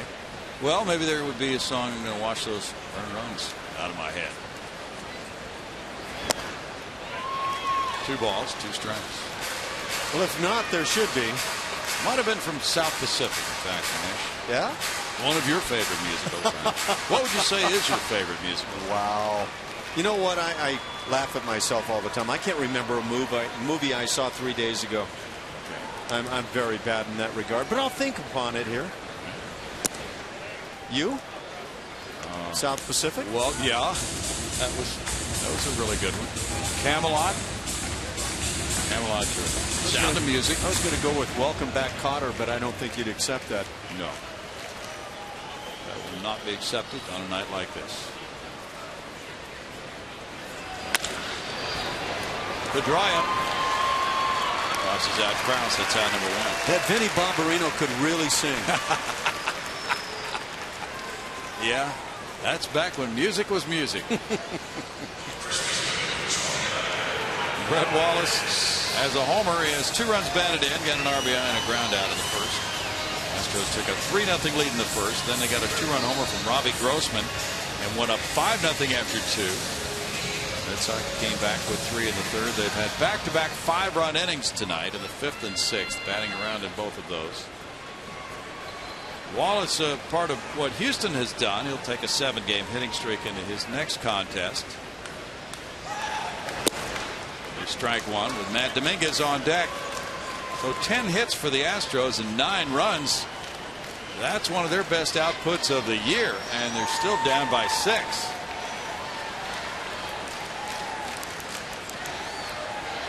Okay, I'm going to go with damn Yankees. Oh, that's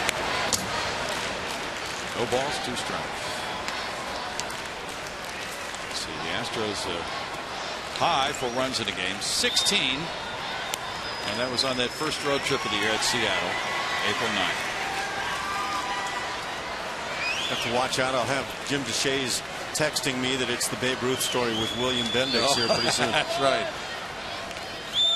That was the bad acting question. That's right. William Bendix says the Babe. Who else played the Babe? Yeah. 2 or 3 guys.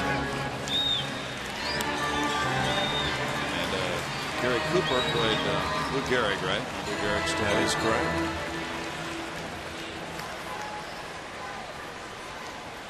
One ball, 2 strikes.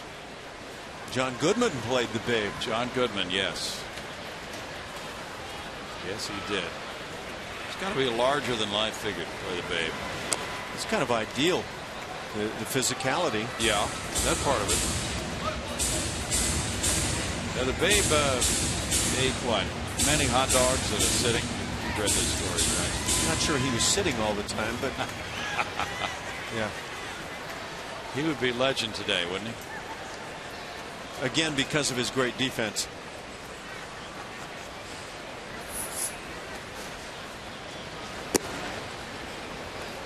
It's 2 balls, 2 strikes.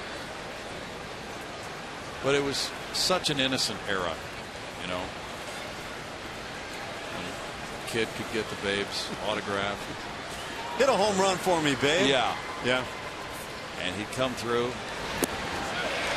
Wallace strikes out. Or Bob Aspromonte, you know, with Bill Bradley. The young blind kid from Arkansas who, after surgeries, his sight was restored, but when he was blind, he asked Bob to hit home runs for him, and Bob did. Great stories. Great stories. Tremendous stories. I'm just glad that kids never asked me for such favors. They didn't ask you? Because I would hate to turn them down by saying, have you read a box score lately? Well, what if they said, give us a pass ball, Ash? Gladly, son. Watch for it tonight. If Negro's pitching, you got a shot. I'll get you 3 or 4. Fly ball. Pedroia pursues it and gets out of the way of Victorino. Makes the catch right behind him for a 1-2-3 7th inning. 15-9 Red Sox.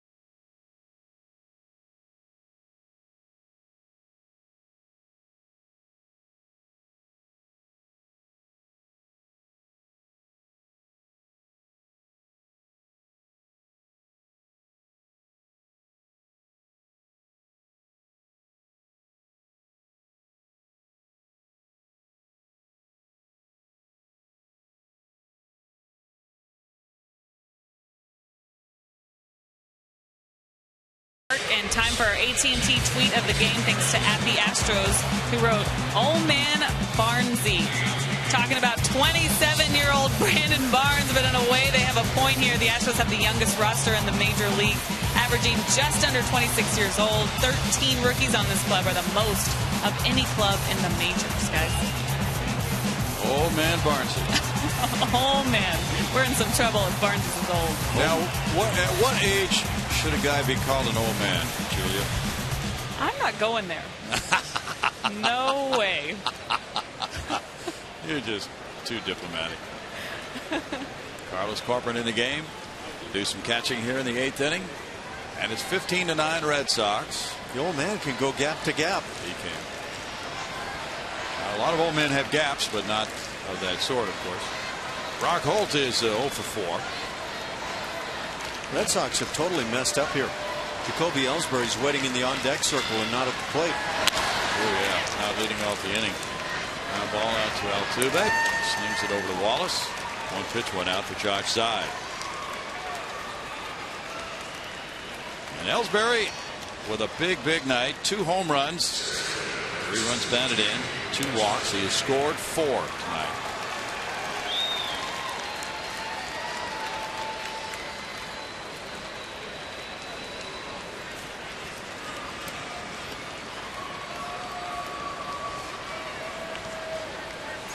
Runs, 15 hits, no errors for the Sox.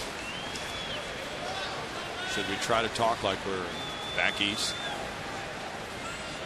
Is that where you'd like to be right now? No. Oh. we would be seeing sauce, right? I would imagine. Kind of the time of the evening where you'd want to know where you parked your car. The Harvard Yard. 1 ball, 1 strike. Well, we're sort of getting a feel for this American League thing. Ash, you've been to Boston. It's kind of nice to have that on the itinerary every year, right? I got to be in the American League East the last 6 years, and it's a great division historically and otherwise. It's challenging for a team to go into New York and into Boston, even Tampa Bay these days. Yeah, very good division. Baltimore Orioles have a rich history, not so much in recent years, but they have become a tough club again. All right, I'm going to ask you a question after this next pitch. Okay. And it's ball 3. I'm going to act like I'm ready for it. Well, there might be some people out there who say, hey, I've not been to an American League city. I'm thinking about putting one on my itinerary for next summer. So what would be your #1 recommendation? Well, you know what? I'm going to give you a sleeper first. I'll give you a couple of sleepers. Minnesota is a beautiful ballpark. Yeah. And they draw great crowds, and they do a terrific service job with all the folks there. Wonderful place. And a place that I also love is Kansas City's Kauffman Stadium. I think it's still one of the truly beautiful buildings and places to see Major League Baseball play. Yeah. Ellsbury struck out. Now, if you're talking about greatest experience, it may well be Fenway Park. Okay. Well, and Julia has had a chance to make the circuit this year for the first time. So I think it would be good for her to weigh in on what her pleasant experiences have been traveling throughout the American League. Well, the food has been good. Okay, well, what was that? A pork chop on a stick? And you missed pork chop on a stick. No, I saw you. I saw you eating that. It was different. Never had pork chop quite like that. No, I've really enjoyed all these ballparks. Earlier in the year, going to Yankee and Fenway was really cool because it was the first time for me to see Fenway in that fashion. Yeah. Well, you're a Texas girl, so let's say another Texas girl is out there watching, saying, Julia, where should I go next year? Where should she go if she were to pick one ballpark? Yeah, just one. That's really hard. All right. Oh, well, that's really hard, Brownie. Okay, I'd start with Fenway. Maybe throw Wrigley in there if she can get to Wrigley. Okay. I really enjoyed Camden Yards. We just came from that one, but that was a great park. Yes. That was kind of the beginning of this era of downtown ballparks with the incorporating the old and the new look, I'm kind of curious. What is it about Camden you like so much? The way it's set up and the views and the brick. It was just, I don't know what it is about it. When you get in there, it just feels like a baseball stadium, and the crowd was good there. I really enjoyed it. Now, in terms of views, you were in Pittsburgh this year, right? I'm sorry, I've got great fans right behind me. Well, I missed your question. Try it again. Were you in Pittsburgh this year? I was in Pittsburgh. Pittsburgh, when you talk views, yeah, that one's #1. Pittsburgh and San Francisco's AT&T. I have not been there yet. Oh. Great place. Struck him out. We'll get back to ballpark talk in just a moment.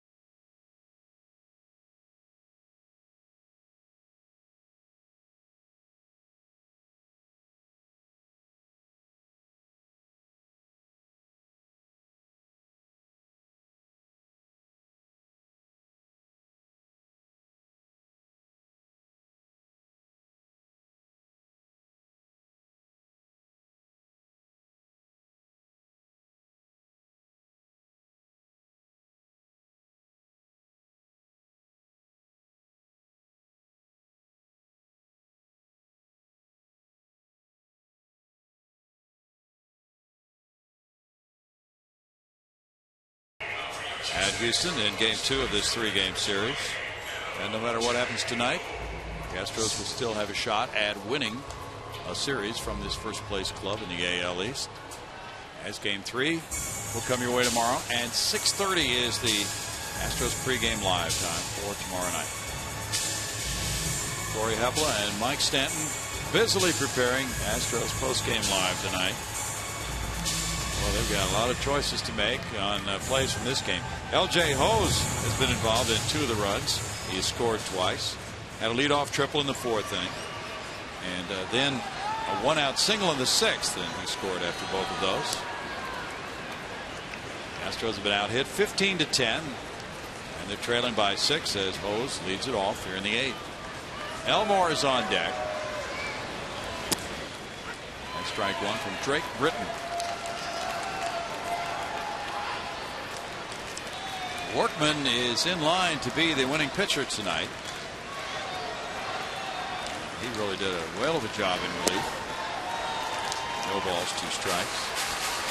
His numbers are not going to look particularly great, but considering the circumstance, the Red Sox are going to be talking him up in the post-game time probably.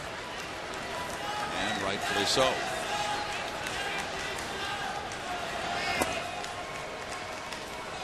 One and 2.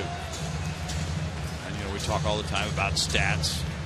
Relievers ERA, starters ERA, but a game like this, falling behind 3-0, Workman would be the winning pitcher if the score doesn't change. Certainly has deserved it. There's a strikeout. That's number 3 for Britton.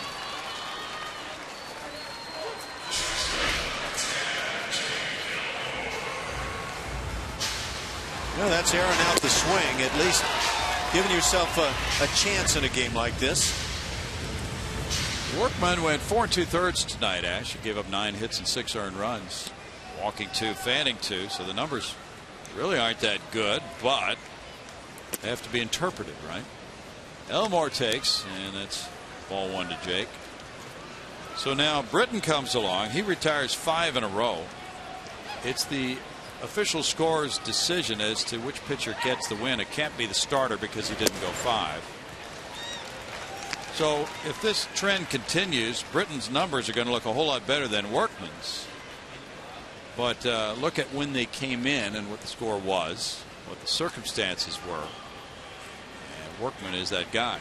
He's going to be in the winner's circle unless the Astros mount a tremendous comeback. Well, I think you're right. I think Workman's numbers are going to look such that he shouldn't be considered for a W, but I would imagine he'll be the guy that will get that opportunity.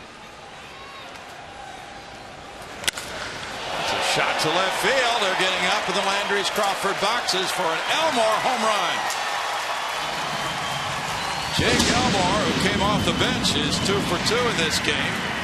Inserted for an injured Jonathan Villar. And he has cracked home run number 2. Yeah, Jake Elmore is starting to act like he believes he belongs in the big leagues. And if he keeps swinging the bat like this, he does belong in the big leagues. And I don't mean every time, but this type of swing. And when he came out of the box, he knew he got it. And he acted like a guy who's done it before. And I like to see that kind of style. He hit that very well. 2 home runs now, 6 runs batted in. Breaking pitch inside to Robbie Grossman. Robbie has a 2-run homer and an RBI single tonight. Also a sac bunt and a walk. 378-footer for Elmore. Now he came in after Villar was 2 for 2. So out of that 9 spot, the 2 of them have combined to go 4 for 4. And there's a liner to right, caught. Victorino in to snag out number 2. Robbie Grossman continues to sting it, especially from the right side. But look at that swing. Drops the bat like a man who's done it before, at the same time moving down the line. Really solid work. Yeah, everybody wants to hit the long ball, but at least he went up there taking the good swings, gave himself the shot, and really looked like a big leaguer on the play. Brandon Barnes backs up the center fielder. Ellsbury still going back. And a deep drive caught on the warning track for the 3rd out. The home run by Elmore makes it 15-10 Boston, moving to the ninth.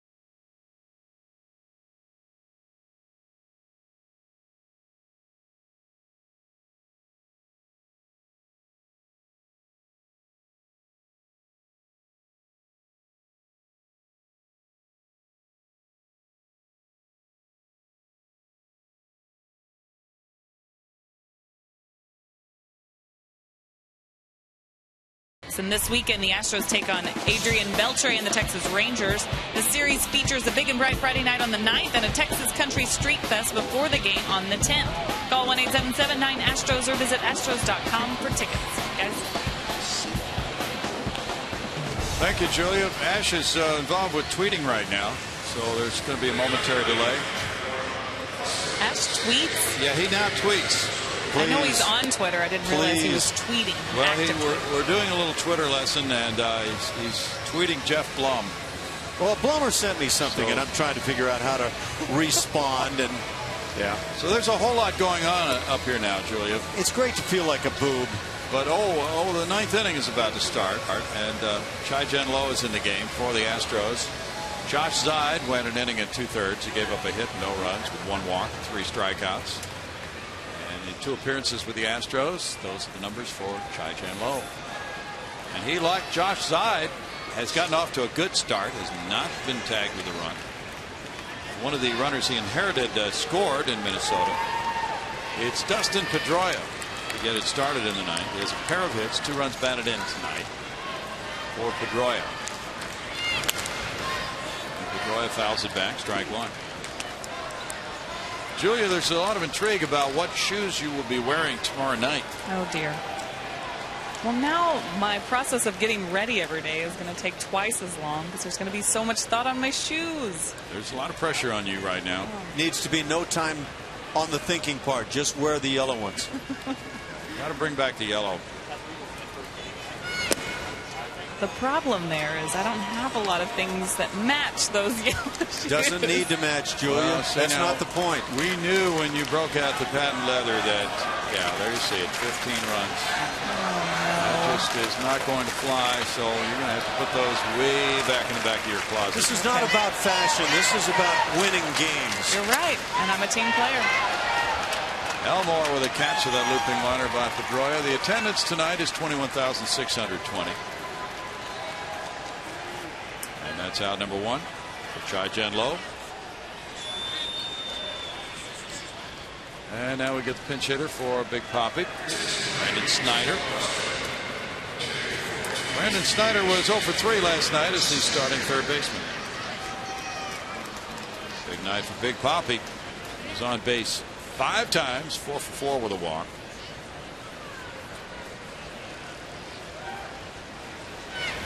Julia, did you disobey the skip from last night?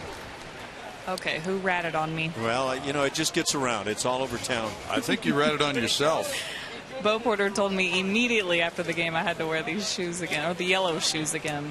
He was not happy with my choice. Well, today. then you will be marching in to pay the fine in his office. There's got to be a sizable fine involved here. First order of business tomorrow. And we don't want to see those black shoes again until October. Okay. Bo's checking on possible league sanctions.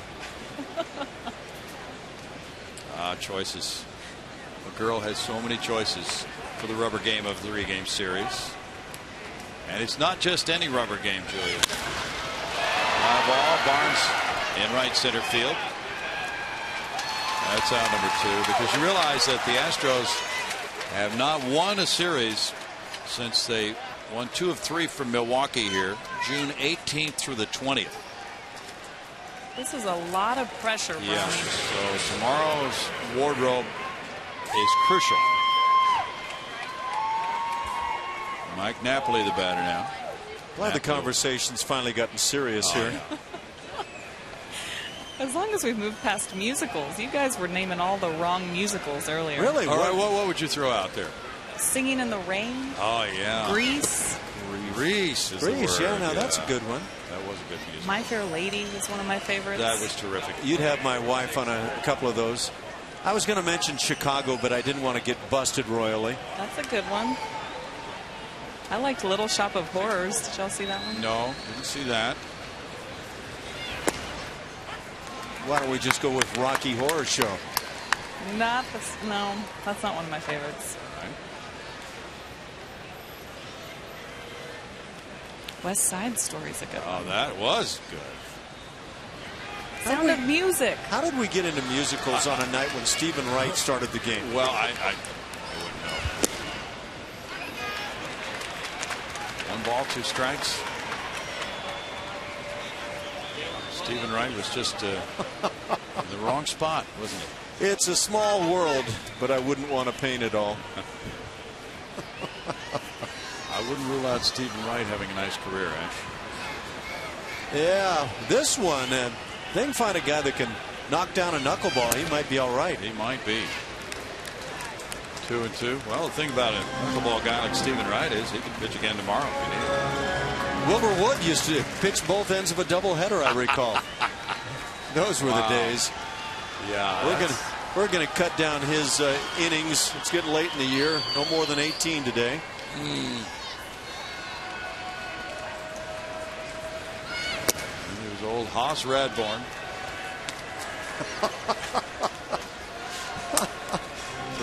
How did he do against Vinegar Ben? I don't know.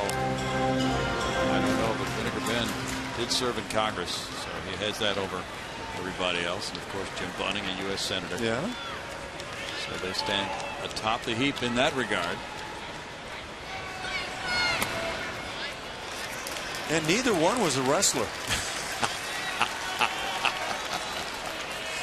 2-out walk for Chai Jen Lo, the first Taiwanese player for the Houston Astros.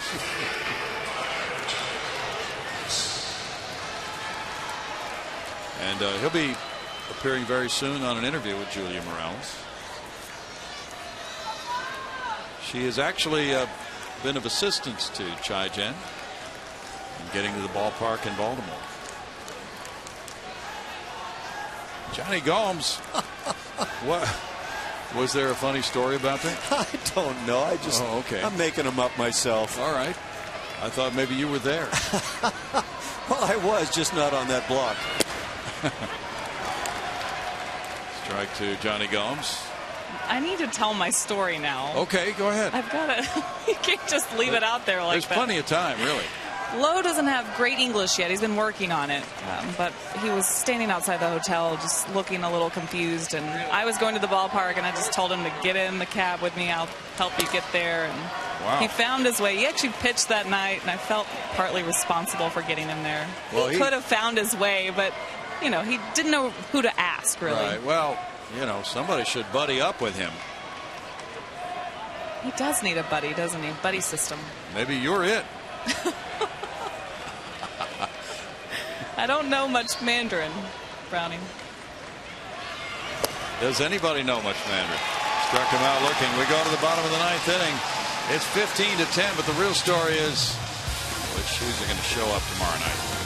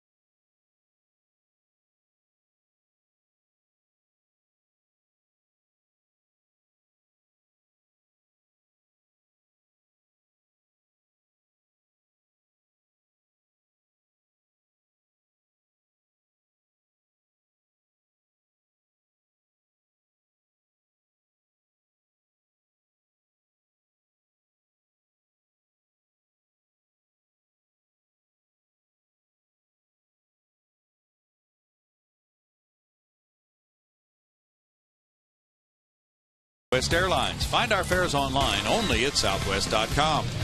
And by Progressive. Visit progressive.com today.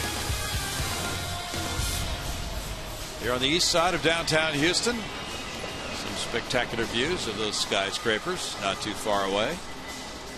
And it's game 2 of this 3-game series, moving toward a close here. The bottom of the 9th is coming.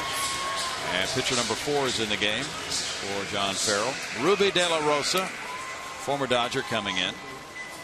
After Drake Britton went 2 1/3, he gave up 1 hit and 1 run. He struck out 3, didn't walk anybody. De La Rosa in the minors 3-3 with a 4.23 ERA this year.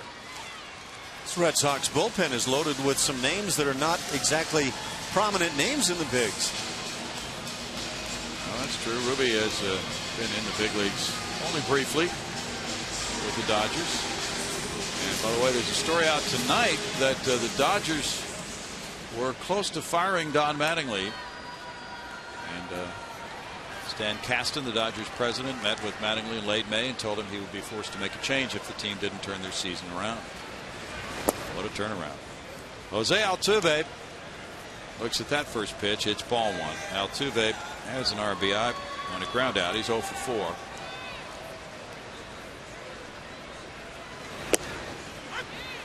That's a strike.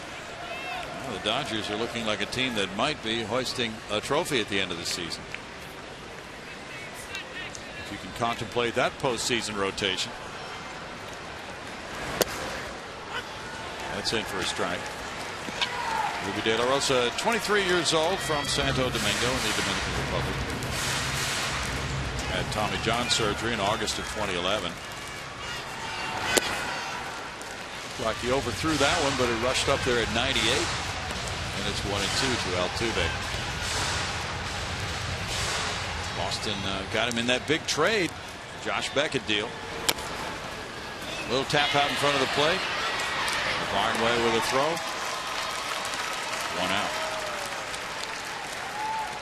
Stay tuned for Post-Game Live presented by MD Anderson, making cancer history. Yeah, it was Ruby De La Rosa and Jerry Sands, an outfielder, traded last July from Los Angeles to Boston. Josh Beckett, Carl Crawford, Adrian Gonzalez, a huge deal. Carlos Corcoran at 244 with 6 homers, has driven in 15. And that was a ton of salary for the Dodgers to take on, but it's worked out for them. That's strike 1. De La Rosa gets a lot of movement on that pitch.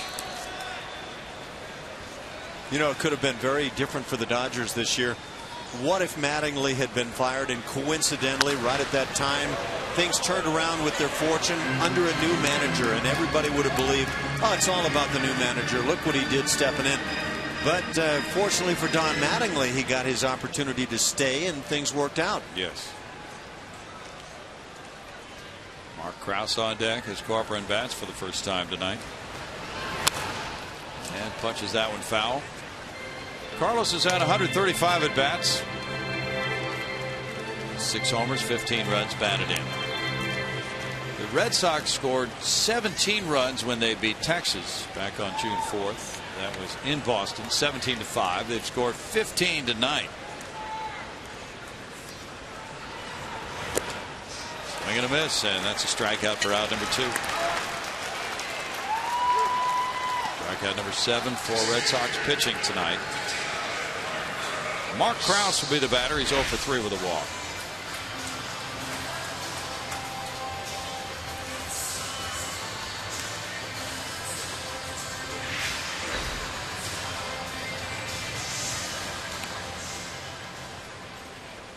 Ryan Dempster, longtime Astros opponent, will be the man on the mound tomorrow night for Boston. There's strike 1 to Krause. He pitched well in that game in Boston, winning it 7-3 against the Astros back on the 26th of April, giving up 2 runs in 6 innings. He struck out 10 in that one. It's 0-2. Dempster, 36 years old. Well, the Astros have seen a whole lot of him Down through the years, his long career. 1-2.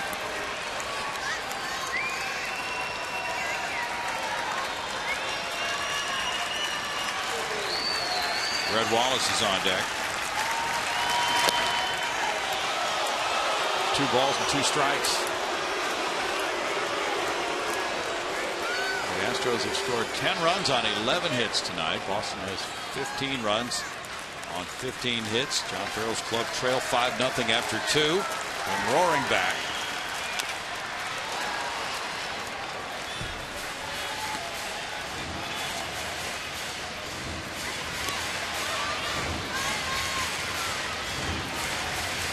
De La Rosa trying to get that final out.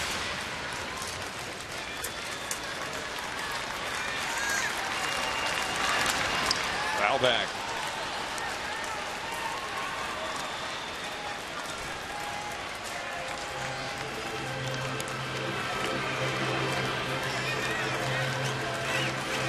A lot of Red Sox fans have come to the ballpark last night and again tonight. Struck him out to end it.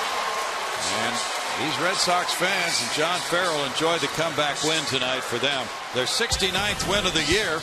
And the first place Boston Red Sox got a huge game from Jacoby Ellsbury. They won it over the Astros 15-10.